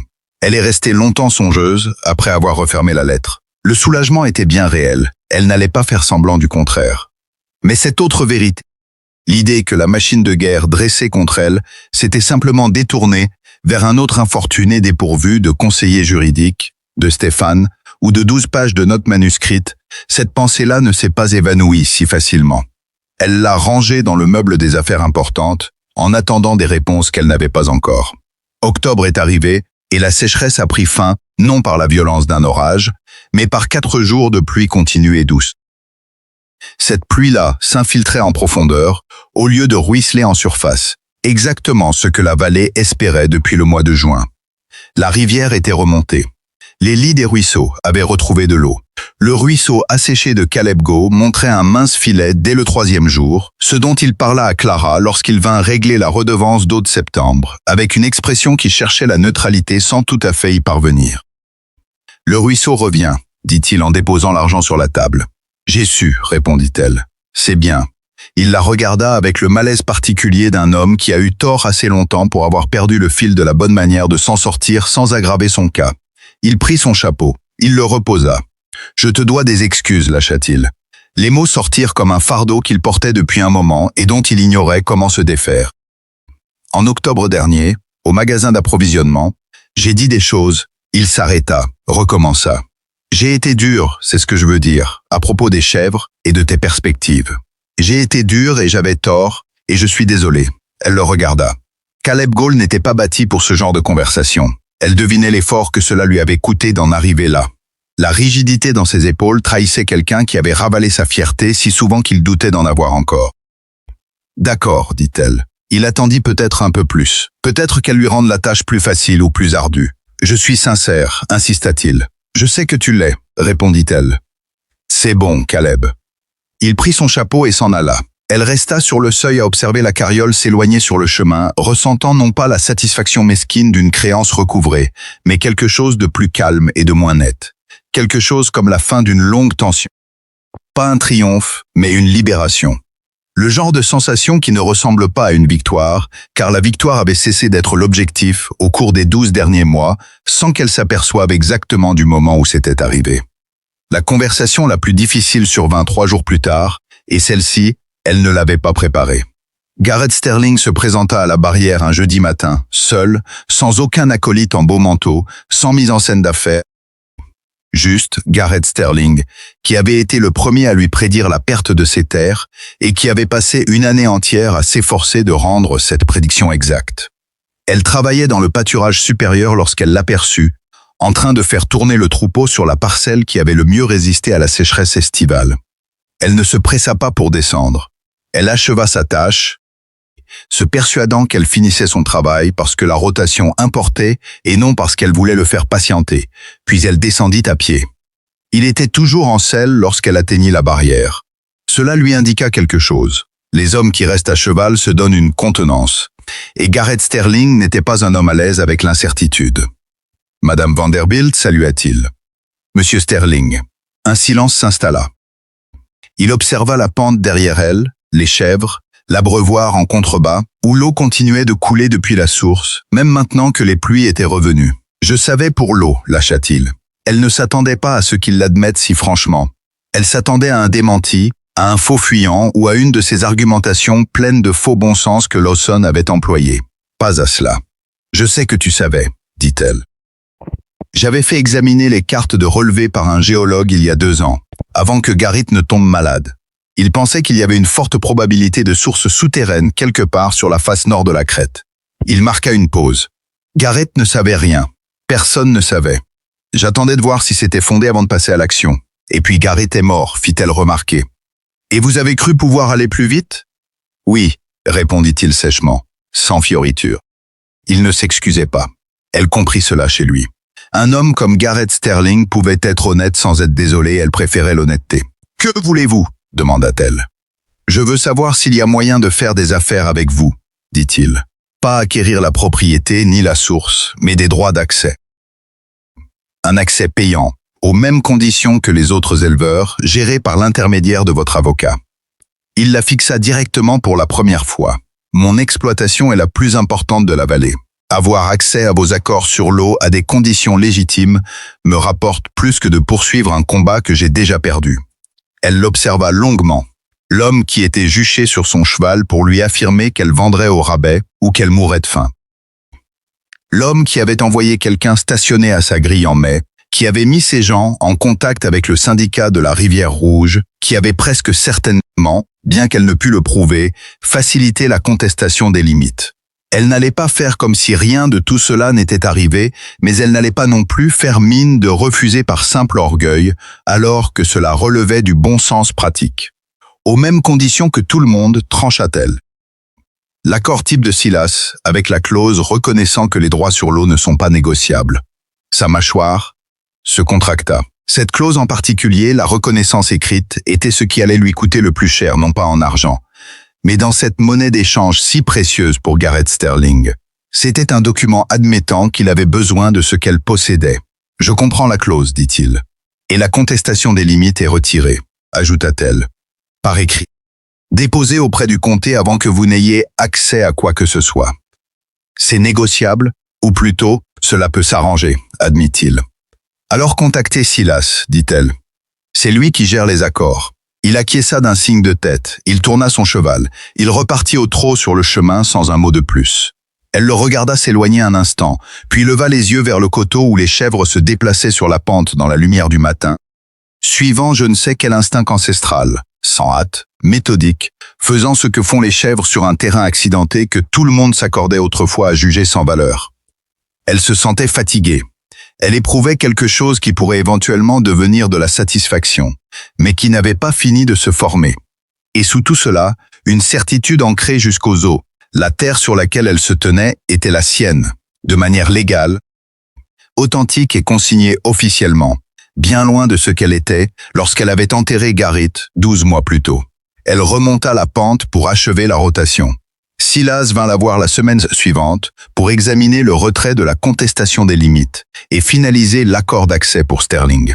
Il s'assit à la table de la cuisine, les documents étalés devant lui, et les parcourut avec ce soin méthodique qu'elle avait appris à attendre de lui, pointant du doigt 2 passages où la formulation manquait de précision à son goût et la faisant patienter le temps de les rédiger à nouveau à la main. « Vous auriez pu accepter un arrangement financier de Sterling en mars », remarqua-t-il à un moment, sans lever le nez du papier. « Il vous aurait offert assez pour éponger la dette et bien plus encore. Je sais que ça aurait été le choix le plus simple. Je sais cela aussi. » Il leva alors les yeux. « Je ne dis pas que vous avez eu tort. Je dis que vous auriez pu avoir tort dans l'autre sens également, et que cela a fini par marcher. » Il marqua une pause. « J'ai vu beaucoup de gens se battre pour ce qu'ils possédaient, et le perdre quand même. Le résultat ne prouve pas toujours que la décision initiale était la bonne. » Elle réfléchit à cette remarque. C'était le genre de propos qu'un avocat tenait lorsqu'il voulait être honnête, et la vérité n'était pas toujours facile à entendre. « Si j'avais vendu, dit-elle lentement, la source appartiendrait à quelqu'un qui aurait exigé le prix fort en année de sécheresse. Les éleveurs qui en avaient le plus besoin auraient été ceux qui pouvaient le moins se l'offrir. » Elle s'interrompit. « Je ne dis pas que je suis une héroïne. Je dis que c'était une conséquence prévisible, et j'ai choisi de ne pas la provoquer. » Silas la fixa un instant. « C'est une réponse plus intègre que la plupart de mes clients n'en donneraient. La plupart de vos clients ne sont probablement pas des femmes de 25 ans qui viennent d'apprendre à fabriquer du fromage. » Il esquissa un sourire. « Pas tout à fait, mais on s'en rapproche. » Il se replongea dans les papiers. Une fois tout signé et contresigné en bonne et due forme, il rangea les dossiers dans sa mallette et s'arrêta sur le seuil. Il marqua une hésitation. « La revendication des droits sur l'eau est solide, assura-t-il. Aussi solide que je puisse l'établir. Mais le droit foncier évolue, les administrations changent, et Sterling ne sera pas le dernier à lister ce que vous possédez ici pour chercher à s'en emparer. » Il la regarda fixement. « Restez informé. Tenez des registres impeccables. Ne laissez pas cet accord expirer. Je n'y manquerai pas, promit-elle. Et augmentez vos prix pour le fromage, glissa-t-il. Vous sous-estimez votre valeur d'au moins 20%. Elle cligna des paupières. C'est un conseil juridique? C'est un conseil pratique. Les conseils juridiques figurent dans les documents. Il ramassa sa mallette. Bonne soirée, Madame Vanderbilt. Il repartit par le chemin et elle resta un moment sur le pas de la porte, les copies signées à la main, songeant à augmenter le tarif du fromage, ce qui était la pensée la plus ordinaire qu'elle ait eue depuis des mois, et qui lui parut, pour cette raison même, presque luxueuse. Gideon se présenta le lendemain matin, et elle lui raconta tout au sujet de Sterling, du retrait de la plainte, de l'accord. Il l'écouta sans l'interrompre, fidèle à son habitude lorsque les enjeux étaient sérieux. Quand elle eut terminé, il garda le silence un moment. « Et pour les accords sur la source, demanda-t-il, tu vas les maintenir, même avec le retour des pluies? » Oui. La pluie de cette année ne garantit pas l'absence de sécheresse l'an prochain. Et les gens ont payé pendant les mois difficiles. Je ne vais pas leur retirer le tapis sous les pieds maintenant que c'est plus facile. Elle s'arrêta. Je veux institutionnaliser tout cela. Une véritable structure de coopérative de l'eau. Quelque chose qui donne aux éleveurs participants un droit de regard sur la gestion. Silas pense que c'est réalisable. Gideon la regarda. Tu leur donnerais voix au chapitre. Voix au chapitre, pas la propriété, mais une participation active pour que cela fonctionne. Elle y pensait depuis 2 semaines. La distinction importait et elle n'était pas sûre de l'avoir formulée correctement. Ce que je ne veux pas, c'est être l'unique propriétaire d'une ressource vitale dont les gens dépendent. Je veux que ce soit un bien que la vallée gère ensemble, que j'ai initié et dont je conserve les droits. Elle s'arrêta. Ça a l'air naïf, n'est-ce pas? Ça ressemble à ce que ma femme aurait dit, répliqua Gideon, ce qui constituait le plus bel hommage qu'il pouvait offrir, et ils comprirent tous les deux la portée de ces mots.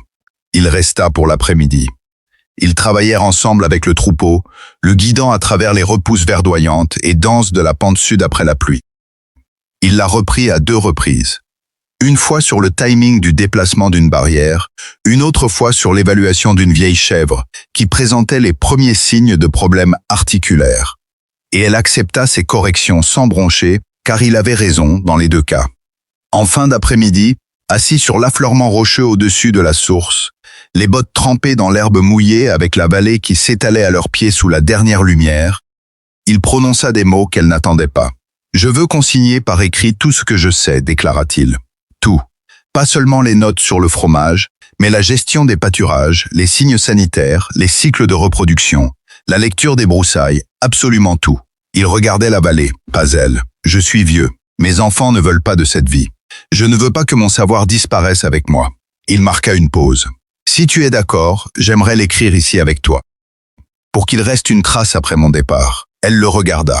Il n'était pas du genre à parler de sa propre mort, non par peur, mais parce qu'il trouvait l'apitoiement stérile. Il n'y avait là aucune plainte. C'était autre chose. Un homme pragmatique prenant des dispositions pratiques. « Je suis d'accord », répondit-elle. Il acquiesça d'un signe de tête, satisfait, et cette conversation s'arrêta là. En contrebas, la vallée s'enveloppait dans les teintes dorées d'une fin de soirée d'octobre, après les premières vraies pluies. Le genre de lumière qui donne l'impression que tout retenait son souffle et vient enfin de le relâcher. Les éleveurs qui avaient signé ces accords étaient là en bas. Leurs bêtes s'abreuvaient dans des cours d'eau et des rivières qui reprenaient vie. La crise qui aurait pu briser la vallée s'était dénouée en une réalité certes difficile, mais qui tenait bon. La source coulait derrière elle, paisible et constante, comme elle le faisait depuis mars, comme elle coulait bien avant qu'elle ne la découvre. Elle pensa à Gareth, un souvenir qu'elle s'interdisait trop souvent d'évoquer car il l'entraînait vers des abîmes qu'elle ne pouvait se permettre. Elle songea à ce qu'il aurait fait différemment, à ce qu'il aurait fait à l'identique. Elle pensa aux 40 $ dans la boîte en fer blanc désormais vide, aux chèvres qui avaient dépéri de faim et qui ne manquaient plus de rien, et à ce coteau que tout le monde disait stérile et qui s'était révélé être tout autre chose. Elle pensa à l'échéance de son emprunt qu'elle solderait en novembre, marquant le 4e versement consécutif depuis le mois de mai et remettant son compte à l'équilibre à tous égards. Elle songea à la lettre qu'elle devait envoyer au service de vulgarisation agricole de l'université pour remercier le géologue dont les 3 phrases avaient fait basculer une assemblée générale. Elle pensa à augmenter le prix du fromage de 20%. C'était probablement la décision à prendre qu'elle aurait dû appliquer dès 2 mois auparavant. La lumière s'affaiblit. Stéphane se redressa lentement, un genou après l'autre. Elle se leva avec lui. « Demain, » dit-il en parlant du travail. « Demain, » acquiesça-t-elle. Ils redescendirent ensemble le coteau dans l'obscurité naissante, les chèvres s'apaisant autour d'eux, la source murmurant dans leur dos, la vallée s'endormant en bas. De cette façon dont les vallées s'apaisent le soir après une année longue, éreintante et ardue qui a fini, non sans heurts ni perfection, mais de façon bien réelle, par tourner enfin en leur faveur. 5e partie. La femme qui a réécrit la frontière. Le fromage remporta un ruban à la foire agricole territoriale de novembre. Pas la première place. Elle sut être honnête avec elle-même à ce sujet. Et Stéphane se montra plus rigoureux encore, soulignant que le temps d'affinage du lauréat issu d'une exploitation laitière du district oriental avait été supérieur de 3 semaines, offrant un profil aromatique plus développé. Mais décrocher la 2e place parmi 11 concurrents, pour une femme qui fabriquait du fromage depuis moins d'1 an sur un coteau que tout le comté considérait comme bon à rien, ce n'était pas rien. Elle ramena le ruban chez elle et le posa sur l'étagère du placard, au-dessus de la boîte en fer blanc qui avait autrefois contenu 40 $ et abritait désormais l'exemplaire signé de la charte de la coopérative de l'eau, le rapport d'analyse du laboratoire et la lettre de l'épicier de la ville qui avait enclenché tout le reste. Elle contempla le ruban une seconde, puis sortit vérifier la rotation du soir, car les chèvres se moquaient des distinctions et la parcelle du versant nord devait être basculée avant la nuit. C'était devenu le rythme de l'existence. La reconnaissance arrivait, elle l'accueillait, puis elle retournait à la tâche, car c'était le travail qui rendait cette reconnaissance possible, et le travail ne s'arrêtait jamais. Elle l'avait compris en théorie dès le mois de février. En novembre, elle l'avait intégré dans ses chairs, de cette façon irréfutable dont les choses deviennent vraies lorsqu'on les a vécues plutôt que simplement pensées. Le troupeau comptait désormais 63 têtes. Elle en avait perdu 7 pendant l'hiver, acheté 8 jeunes bêtes saines au printemps à un éleveur de 2 vallées plus loin qui sélectionnait de bonnes souches, et l'accroissement naturel de l'année avait porté le cheptel à ce chiffre. Elles étaient méconnaissables par rapport aux 55 bêtes affamées qu'elle avait menées sur le chemin 14 mois plus tôt. Grâce de la bonne graisse des chèvres, non pas molles, mais massives, portant le poids d'animaux accomplissant ce pour quoi ils étaient faits sur un terrain qui leur convenait. Leurs poils s'étaient épaissis pour l'hiver. Leur lait était abondant et riche. Stéphane avait lâché un jour d'octobre qu'il n'avait jamais vu un troupeau redressé aussi vite. Elle n'avait rien répondu. Elle s'était contentée de le consigner dans le carnet qu'elle tenait désormais. Pas le carnet de crise, ni celui de la comptabilité, mais un autre, plus récent, commencé en août. Elle ignorait encore à quoi il servirait. Elle y consignait simplement ce qui lui semblait digne d'être conservé. Citation. La coopérative de l'eau tint sa première réunion officielle la 2e semaine de novembre dans la même salle communale où Lawson s'était tenu 3 mois plus tôt pour affirmer que son eau empoisonnerait les bêtes. Silas avait rédigé la charte de la coopérative en l'espace de 6 semaines, multipliant les allers-retours avec elle sur des détails techniques qu'elle n'avait pas cernés au départ et qu'elle avait appris à affiner en chemin. Le texte accordait à 12 éleveurs et exploitants agricoles participants un droit de regard formel sur les protocoles de gestion du réseau d'eau. La rotation des créneaux d'accès en période de forte demande, les responsabilités d'entretien, la résolution des litiges, tout en maintenant la pleine propriété juridique des droits à l'eau au profit de la propriété principale. Elle avait expliqué tout cela aux gens un par un avant la réunion, car elle avait compris qu'ils avaient besoin d'assimiler les choses en privé avant d'y souscrire en public. Elle avait discuté avec Mika Tagar le long de sa clôture un lundi après-midi, avec Caleb Go par-dessus sa table de cuisine le jeudi suivant, là où Caleb ruminait ce qui comptait pour lui. Apparemment, Martha Boyd au magasin général, qui n'était ni éleveuse ni consommatrice d'eau, mais dont la vie façonnait l'esprit collectif de la vallée plus que n'importe quel notable officiel, avait tranché. C'est un règlement équitable, avait décrété Martha en lisant le résumé apporté par Clara. Vous ne cherchez pas la gratitude. Je ne cherchais pas la gratitude, avait acquiescé Clara. Je cherche la coopération. Certains vont confondre les deux. Certains confondent toujours, avait rétorqué Martha. Martha avait rendu le document en disant qu'elle serait présente à la réunion, ce qui valait approbation tacite. La réunion elle-même fut houleuse. 11 personnes dans une pièce avec une charte juridique ne font jamais bon ménage d'emblée. Il y eut des questions sur la répartition des frais d'entretien qui obligèrent Silas à reprendre ses calculs 2 fois. Un différend éclata entre Caleb Go et un fermier du nom d'Osterman au sujet des horaires d'accès, s'enflammant au-delà du raisonnable jusqu'à ce que Clara en appelle au protocole écrit, suivi d'un long silence après le vote qu'elle eut du mal à interpréter, avant que Crestview ne rompe le silence, en déclarant qu'il secondait la motion. La charte fut adoptée par 9 voix contre 2 et une abstention. Les 2 opposants appartenaient à ceux qu'elle n'espérait pas convaincre de toute façon. L'abstention venait de Silver Creek, ce qui la surprit jusqu'à ce qu'elle lui parle après coup. « Pourquoi vous êtes-vous abstenu ?» lui demanda-t-elle.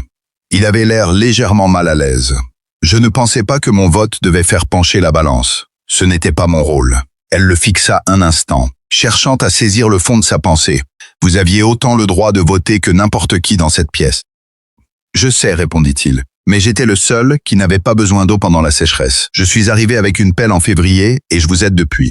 Et je ne sais pas. Ça me paraissait déplacé de voter sur quelque chose dont j'ai profité en aidant à le construire. » Il fit une pause. « Ça n'a probablement aucun sens. Ça a un certain sens, concéda-t-elle. C'est juste inutile.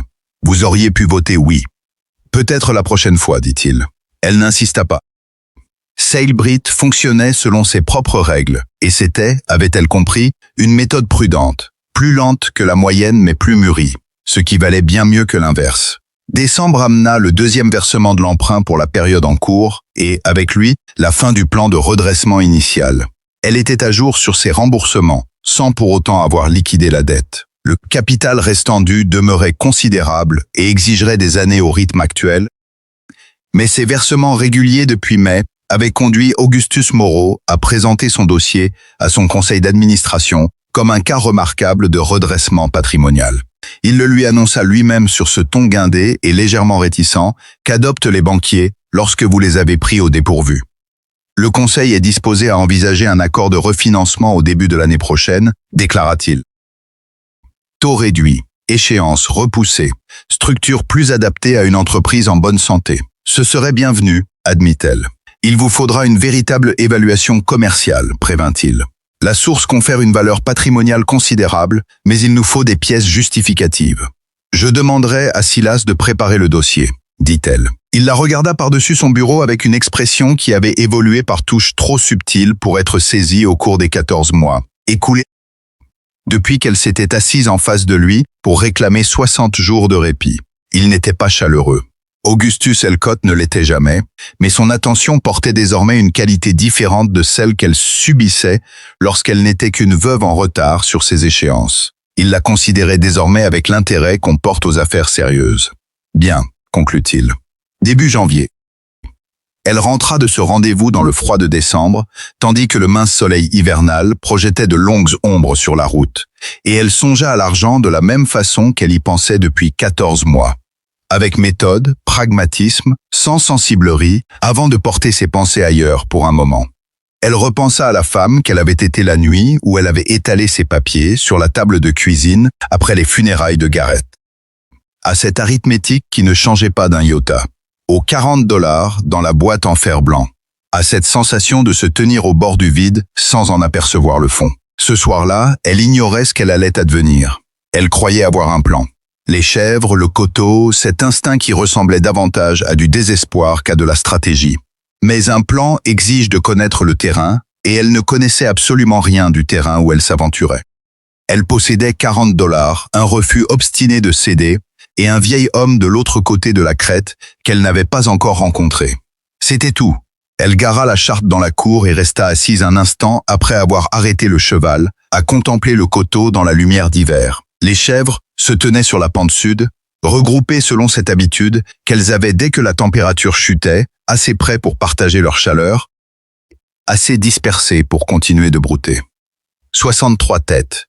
Elle n'en avait pas perdu une seule depuis août. Elle descendit de la charte, entra dans la maison, commença à rédiger une lettre à l'intention de Silas concernant l'évaluation pour le refinancement, puis s'interrompit au milieu de la seconde phrase parce qu'elle avait envie d'écrire autre chose d'abord. Elle sortit le carnet le plus récent, celui qui n'avait pas encore de nom, et écrivit en haut d'une page vierge, ce que je dirais lire à quelqu'un qui commence avec rien. Elle resta un long moment penchée sur sa plume, puis elle écrivit « La terre que vous croyez sans valeur est celle à laquelle personne n'a encore posé la bonne question ». Elle relut sa phrase. Ce n'était pas vraiment une leçon. C'était plutôt le constat né de 14 mois et de plusieurs quasi-désastres. Elle laissa le carnet ainsi et reprit la lettre destinée à Silas. Stéphane commença à apporter ses carnets en janvier. Pas tous en même temps.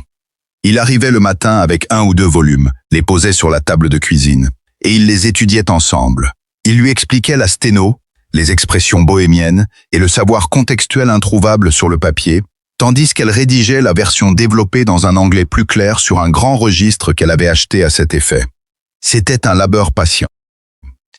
Certains matins, il parcourait à peine 2 pages de ses notes en 3 heures, car une simple ligne sur la gestion des pâturages débouchait sur 45 minutes de description concernant un versant précis en Rufus, ce que les chèvres y avaient fait et pourquoi, l'amenant à poser des questions qui le replongeaient dans d'autres souvenirs et d'autres connaissances qu'il croyait avoir oubliées.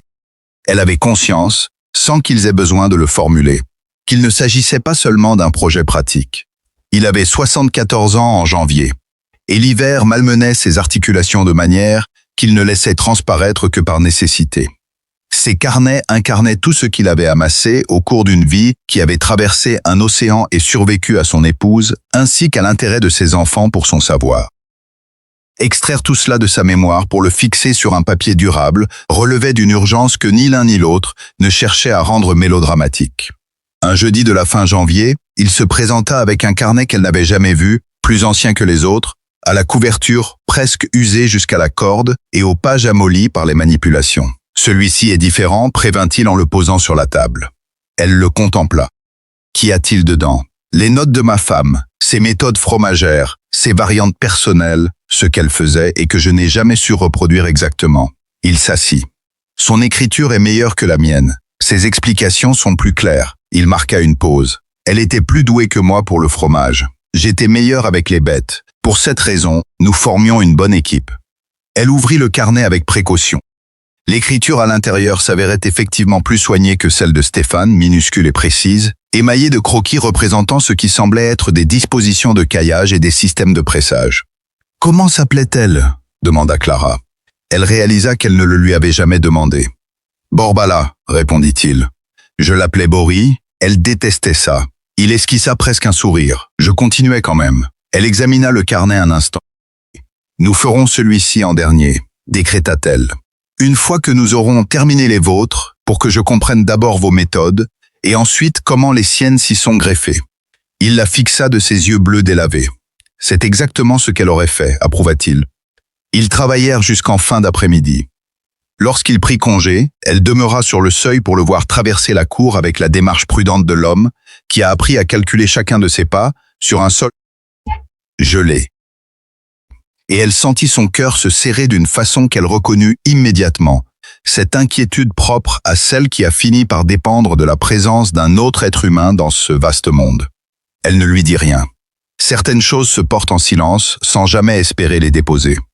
Le printemps revint, apportant avec lui la deuxième année d'exploitation de la fromagerie à plein régime et la première année complète où la coopérative des eaux fonctionnait selon des structures formelles. L'épicier de la ville l'avait mise en contact avec 2 nouveaux clients durant l'hiver, la salle à manger d'un hôtel et un marchand de provisions fines qui approvisionnait des établissements situés 40 miles plus à l'est. Dès le mois de mars, elle comptait 3 acheteurs et produisait à un rythme qui l'obligeait à embaucher de l'aide pour la toute première fois. Une femme prénommée Maeve, âgée de 28 ans, qui avait grandi dans une ferme laitière et connaissait le lait sur le bout des doigts, et dont le besoin de travailler coïncidait exactement avec le besoin de Clara de trouver une paire de bras supplémentaires. Maeve n'était pas commode. Elle avait des opinions bien arrêtées sur l'art de fabriquer le fromage, qu'elle exprimait sans fioriture ni circonlocution, et 2 de ses avis s'avérèrent parfaitement exacts, ce qui contraignit Clara à réviser des méthodes qu'elle maîtrisait pourtant depuis longtemps. C était ce genre d'inconfort particulier, celui qu'on ressent lorsqu'on découvre qu'on avait tort en partie alors qu'on pensait avoir raison sur tout. Le poids du pressage sur les meules moyennes, déclara Maeve un matin, et ce n'était pas la première fois. Tu manques de régularité. Certains jours elles sont plus lourdes, d'autres plus légères, et on le goûte dans le produit fini. Il faut standardiser tout cela. Stéphane utilise un poids constant, objecta Clara. Stéphane n'est pas là tous les matins, et toi oui, répliqua Maeve. Et tes mains sont plus fortes que tu ne le penses. Tu presses plus fort quand tu es fatigué, et moins quand tu ne l'es pas. Il te faut une presse mécanique. Clara la regarda en silence. Elle fabriquait du fromage depuis près d'1 an et demi, et elle mesurait encore tout ce qui lui échappait. Une humilité salutaire à laquelle elle ne s'attendait pas à devoir faire face à ce stade. « Combien coûte une vraie presse mécanique ?» demanda-t-elle. « Moins que tu ne le crois », répondit Maeve, ce qui s'avéra exact. Elles en commandèrent une au mois d'avril, et Stéphane passa une matinée entière à l'examiner avec la profonde suspicion d'un homme qui a tout fait à la main pendant 50 ans et refuse de croire qu'une machine puisse améliorer son travail. Puis il testa le résultat et garda le silence un long moment. « C est régulier », finit-il par lâcher. « C est ce que disait Maeve », répondit Clara. Il regarda Maeve. Maeve soutint son regard avec le calme de celle qui a l'habitude d'être la plus jeune de la pièce tout en ayant raison. H, fit Gideon, ce qui constituait chez lui l'aveu suprême. Le litige sur les limites de la propriété s'éteignit officiellement à la fin du mois de mars, 18 mois après son dépôt, exactement comme Silas l'avait prédit. Le comté envoya un avis confirmant l'abandon des poursuites. Elle rangea le document dans le vaisselier. Le refinancement bancaire fut accordé en février à un taux inférieur de 2 points à l'hypothèque d'origine, avec des échéances mensuelles devenues tout à fait gérables au vu des revenus actuels. Elle signa les papiers dans le bureau de Moreau, et celui-ci lui serra la main par-dessus le bureau avec une chaleur qu'elle n'attendait pas de sa part, ce qui lui prouva que cette poignée de main signifiait quelque chose pour lui aussi, de cette façon discutable qu'ont les banquiers d'accorder de l'importance aux choses.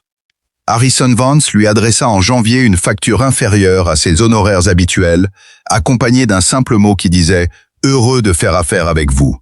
Elle paya néanmoins le tarif standard complet et lui en expliqua la raison dans une brève lettre. Il lui répondit que C était tout à fait inutile. Elle lui réécrivit qu'elle le savait pertinemment. Cet échange, pensa-t-elle, lui apprit tout ce qu'il y avait à savoir sur Harrison Vance. Silas avait étendu son troupeau de moutons de 15 têtes à l'automne en s'inspirant d'une méthode de rotation qu'il l'avait vu appliquer au troupeau de chèvres tout au long de l'hiver. Il ne lui avait pas demandé la permission d'adapter sa technique, et elle ne s'attendait pas à ce qu'il le fasse. C était de l'observation, non du vol, et elle le lui dit franchement la seule fois où il en parla, avec la légère gêne d'un homme qui se demande s'il est redevable de quelque chose. « Observez autant que vous voulez », lui dit-elle. « C est ainsi que Stéphane m'a enseigné. Il vous a enseigné en vous laissant regarder. Il m'a enseigné en faisant et en me laissant regarder, puis en me corrigeant quand je m'y prenais mal. Même principe. Elle le regarda. Comment se portent les moutons sur le versant est? Bien, répondit-il avec une surprise dans la voix qui trahissait qu'il s'attendait encore à moitié à ce que les choses échouent. Vraiment très bien, en fait. Alors vous faites ce qu'il faut, conclut-elle. La plupart du temps, il faillit rire. Ce le plus souvent était délibéré et ils le savaient tous les deux. Mais il n'y avait aucune animosité, signe qu'ils avaient enfin dépassé les maladresses du début pour s'installer dans une relation plus franche.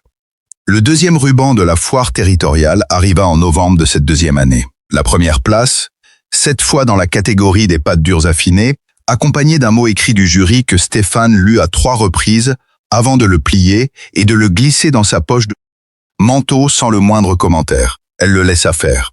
Il avait mérité cette récompense autant qu'elle, et ils savaient tous deux que le travail s'était accompli par les mains de Stéphane, transmis par l'apprentissage de Clara, et enfin pressé régulièrement grâce à la machine de Maeve, une lignée trop riche pour être résumée à un seul nom. Elle posa le ruban sur l'étagère à côté du premier. 2 rubans, une boîte en fer blanc, les statuts d'une coopérative des eaux, une hypothèque en cours de remboursement, et 63 chèvres en pleine santé qui prospéraient sur un flanc de colline que toute la vallée de Pine Valley jugeait autrefois bon à rien. C était là le bilan, si l'on tenait absolument à compter. Elle n'en voyait guère l'utilité. Les chiffres lui avaient été utiles, nécessaires, souvent urgents, mais ils n'avaient jamais constitué l'essentiel. L'essentiel était plus difficile à consigner sur le papier, une quête qu'elle poursuivait sans relâche dans son carnet anonyme, effleurant toujours les bords sans jamais atteindre le centre. Elle essaya de nouveau un soir de novembre, assise à la table de la cuisine avec le feu qui crépitait et le bruit de la pluie sur le toit pour la première fois depuis la terrible année de la sécheresse. Une vraie pluie, de celle qui s'installe durablement. Ce que je dirais à quelqu'un qui commence avec rien, avait-elle écrit en haut de la page en décembre dernier. Elle avait ajouté des réflexions au fil des mois. La Terre pose la question juste. La différence entre la patience et l'attente. La patience est active. L'attente est passive. Elle se ressemble de l'extérieur, mais s'oppose totalement de l'intérieur. La transmission du savoir entre les êtres est presque jamais efficace et vaut pourtant presque toujours la peine. Cette solitude si particulière d'être la seule personne dans une pièce à savoir ce que tous les autres finiront par découvrir à leurs dépens. Ce soir-là, elle ajouta, « Ceux qui ont ri de vous auront besoin de vous un jour. La façon dont vous gérerez cela révélera qui vous êtes. » Elle relut ces lignes. Ce n'était pas vraiment un conseil généreux. Cela ne l'incitait pas à la clémence. Cela ne disait pas qu'il fallait pardonner. Cela ne prétendait pas que le besoin des autres effaçait leur cruauté. Le message était clair. Vous aurez un choix à faire, et ce choix vous définira bien plus que leurs actes ne les ont définis. Elle s'était efforcée la plupart du temps de faire le bon choix, sans pour autant éprouver de grands élans de générosité en le faisant. Les excuses de Caleb Gall l'avaient touchée plus qu'elle ne l'aurait cru, et ce trouble demeurait complexe, sans qu'elle parvienne à en démêler tous les fils. Gareth Sterling réglait désormais sa redevance d'accès à l'eau par l'intermédiaire du bureau de Silas. Le même Gareth Sterling qui lui avait prédit qu'elle mourrait de faim sur ses terres, et qu'elle n'avait pas pardonné au sens noble du terme, mais elle avait pris une décision d'ordre commercial, et cette décision était la bonne. Elle en avait conclu que ces 2 réalités pouvaient cohabiter sans qu'il soit besoin de les fondre en une belle harmonie artificielle. La vie, comprenait-elle peu à peu, ne se plie pas à de jolies résolutions bien ordonnées. Ses fils qui dépassent et ses sentiments emmêlés, et on avance au milieu de tout cela avec toute l'honnêteté dont on est capable. Ce fut Stéphane qui mit les mots sur cet état d'esprit un mardi de fin novembre, d'une manière qu'elle n'attendait pas. Il se trouvait sur le versant nord, au-dessus de la source, où ils aimaient s'asseoir en fin de journée quand le travail était terminé et que la lumière devenait belle. Il se déplaçait plus lentement ces derniers temps. Son genou gauche lui posait un sérieux problème, une souffrance qu'il avait enfin reconnue en octobre, mais il montait toujours sur la pente. Il tenait à être là-haut, là où l'horizon s'étendait le plus loin et où l'air portait toutes les promesses. Il avait apporté leur café dans un seau en fer blanc, comme il le faisait parfois. Elle ignorait quand cette habitude s'était installée. Au cours du printemps, sans doute, c'était venu tout naturellement avant de devenir une coutume. Ils restèrent assis un long moment sans parler, dans ce silence confortable qui n'existe qu'entre des personnes qui ont passé assez de temps ensemble pour savoir quand le remplir et quand le laisser respirer. « Je veux te demander quelque chose, » dit Stéphane. Elle tourna les yeux vers lui. Il regardait la vallée, la lumière dorée qui baignait les terres de pâturage en contrebas, cette langueur un peu mélancolique propre aux après-midi de novembre. « Quand tu as dépensé ces $40 pour les chèvres, qu'est-ce que tu pensais vraiment, pas la logique? Tu as déjà expliqué la logique. Qu'est-ce que tu ressentais ?» Elle garda le silence pendant quelques secondes. C'était une question qu'on ne lui avait jamais posée de manière aussi directe. « J'avais une peur bleue, » répondit-elle. « Je pensais que j'avais probablement tort. Je pensais qu'il y avait de fortes chances pour que je perde tout. » Elle marqua une pause. « Mais je me suis dit que si je devais tout perdre de toute façon, je préférais tout perdre en faisant quelque chose qui avait une chance de réussir. Et si ça n'avait pas marché, j'aurais tout perdu, » reprit-elle. « Et j'aurais trouvé autre chose. Je ne sais pas quoi. » Elle le fixa. « Pourquoi tu me demandes ça ?» Il resta silencieux à son tour un long moment. Le vent balayait les broussailles sur la pente en contrebas. Les chèvres, visibles plus bas, avançaient à leur rythme lent et sans hâte. « Parce que je crois que les gens de la vallée, dit-il lentement, regardent ce que tu as bâti et se racontent une certaine histoire à ce sujet. Que tu as eu du courage, que tu as été clairvoyante, que tu as vu ce eux n'avaient pas vu. » Il marqua une nouvelle pause. « Ce qu'ils ne comprennent pas, est que tu ne savais pas du tout si ça allait marcher. Tu étais tout aussi incertaine que n'importe lequel d'entre eux. Simplement, tu as refusé de laisser cette incertitude t'arrêter. » Elle le regarda. « Est-ce qu'il y a une différence ? C'est la seule qui compte, affirma-t-il. Les courageux et les insensés se ressemblent exactement vus de l'extérieur. Personne ne peut faire la différence avant la fin. Alors la seule question est de savoir si l'on accepte de passer pour un insensé. » Il prit sa tasse de café. La plupart des gens refusent. Non par lâcheté, mais parce qu'être l'insensé de l'histoire est une épreuve terrifiante. « C'était effectivement terrifiant, admit-elle. »« Oui, fit-il. Et ça a marché. Et maintenant tout le monde te qualifie de courageuse. » Il prononça ces mots sans la moindre moquerie, avec une précision clinique. La prochaine fois que quelqu'un se tiendra là où tu te tenais en octobre il y a 2 ans, sans le sou et avec une mauvaise idée en tête, peut-être qu'il se souviendra que les courageux et les fous ont le même visage selon l'endroit où l'on se trouve, et il agira en conséquence. Elle médita ces paroles. Plus bas, la lumière s'effaçait, le long ruban doré se retirant du fond de la vallée. « C'est ça que tu essaies de faire, demanda-t-elle, avec les carnets, avec tout ce que tu m'enseignes, léguer quelque chose qui aidera la personne suivante. » Il haussa les épaules, ce qui chez Stéphane constituait la réponse la plus honnête qui soit. « Qu'est-ce que tu veux que j'en fasse ?» dit-il. « Que je laisse tout cela mourir avec moi. » Elle ne répondit rien. Il n'y avait pas besoin de mots. Ils restèrent immobiles jusqu'à ce que la nuit tombe et que les étoiles apparaissent, puis ils entamèrent la descente de la pente ensemble, lui ménageant son genou gauche, elle adaptant son pas au sien sans donner l'impression de le faire. De retour dans la cuisine, elle réfit chauffer la soupe de l'après-midi, et ils s'assirent à la table pour manger. Maeve avait laissé un mot concernant les horaires de pressage du lendemain.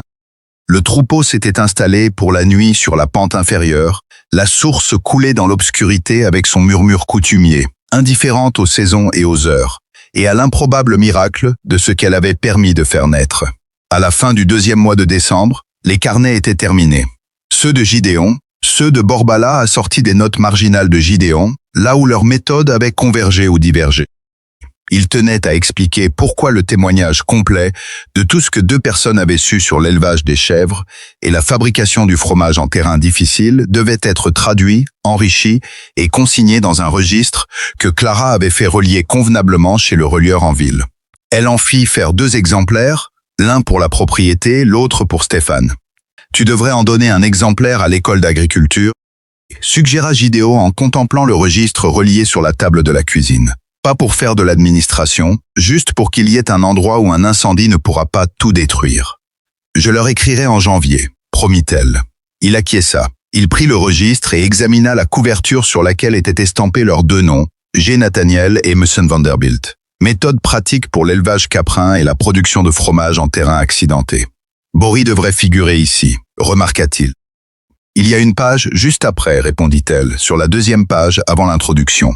Je l'ai inscrite.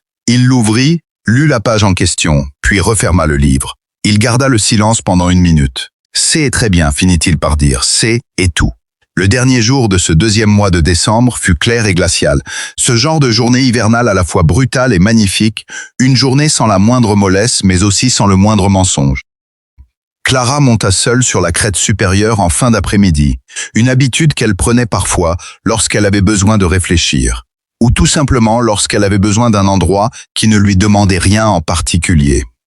La source coulait à son rythme hivernal, légèrement réduit par rapport à l'été, le débit toujours modulé par les saisons mais constant, fidèle à elle-même, de l'eau glacée venue des profondeurs de la montagne jaillissant à travers la roche qui la filtrait depuis bien avant que quiconque dans la vallée ne lui ait donné un nom. Elle s'assit près de l'eau pendant un moment. Elle songea à l'année et demie qui venait de s'écouler, même si le mot pensée était un peu trop réducteur. Elle n'analysait rien. Elle laissait simplement les souvenirs traverser son esprit comme on regarde couler l'eau quand on s'accorde 1 minute de pause. Les $40, les 55 chèvres, affamées et méfiantes, gravissant le chemin en octobre alors que toute la vallée la croyait devenue folle. Gareth, qui avait voulu que cette terre soit autre chose que ce qu'elle était tout en l'aimant malgré tout. Stéphane, apparu de nulle part sur un versant glacé pour tout bouleverser. Say, qui avait débarqué avec une pelle sans réclamer le moindre crédit. Maeve, qui lui avait affirmé que le poids du pressage n'était pas régulier et avait eu raison. Les gens de la mairie qui avaient versé leurs 3 et leurs $2 pour une analyse d'eau, afin de prouver que ce qu'elle avait bâti méritait de survivre. Caleb Go confessant sa propre dureté avec la maladresse touchante d'un homme fier sur un terrain inconfortable, et elle lui répondant que C était compris, en le pensant avec cette honnêteté brute et imparfaite. Elle avait 26 ans. Elle possédait une fromagerie, une coopérative des eaux, 63 chèvres, une hypothèque en voie de remboursement, un registre de savoir qui survivrait à la fois à Stéphane et à elle-même, et un carnet sans titre posé sur la table de la cuisine, recueil d'observations qui tenait lieu de philosophie. Elle n'était pas arrivée au bout du chemin. Elle le comprenait enfin d'une manière qui lui avait échappé au tout début. Il n'y avait pas de ligne d'arrivée. Il y avait seulement le travail accompli, le travail à venir, et les leçons apprises entre les deux qui modifiaient la forme de ce qui suivait. Elle n'était plus celle qu'elle était en octobre, 2 ans plus tôt. Elle n'était plus celle qui avait pressé ses mains contre la terre tiède en février pour deviner ce qui sommeillait en dessous. Elle n'était plus celle qui avait chevauché vers la ville en pleine nuit au mois d'août, avec 12 pages de notes manuscrites, pour affronter une pièce pleine de gens qu'on menait en bateau, et leur dire la vérité à la place. Elle était la somme de tout cela, additionnée des événements sans nom survenus entre ces moments, des erreurs commises, des réussites, et de tout ce qu'elle ignorait encore. La source coulait à ses côtés, froide et limpide. Elle resta assise là, jusqu'à ce que la lumière commence à décliner. Puis elle se releva, secoua les herbes mortes de sa jupe et jeta un dernier regard sur la vallée en contrebas, sur ces terres de pâturage où les lits des rivières coulaient à nouveau, sur la mince fumée s'échappant des âtres de Pine Valley au loin, sur cette clarté hivernale vendant au doré puis à l'ambre, avant de se teinter d'une couleur insaisissable. Elle fit demi-tour et prit le chemin du retour en direction de la maison, vers la cuisine chaleureuse, les carnets et le labeur qui l'attendraient dès l'aube, vers cette vie qu'elle avait érigée à partir de $40 et de 55 mauvaises décisions qui s'étaient révélées être une excellente idée. Sur un coteau que tout le monde disait bon à rien, grâce à la simple et têtue volonté d'une femme qui avait choisi de demander à la terre ce qu'elle était au lieu de lui ordonner ce qu'elle devait devenir. Derrière elle, la source continuait de couler. Elle ignorait qu'elle avait changé quoi que ce soit. Elle faisait simplement ce qu'elle avait toujours fait, tracer son chemin dans l'obscurité, filtrer à travers la pierre, jaillir dans la lumière lorsque quelqu'un consentait enfin à écarter ce qui la recouvrait. C'était bien assez. Cela avait toujours été bien assez. C'était là, pensa-t-elle en descendant à travers les dernières lueurs de l'hiver, ses bottes foulant un sol désormais familier. La véritable réponse à tout.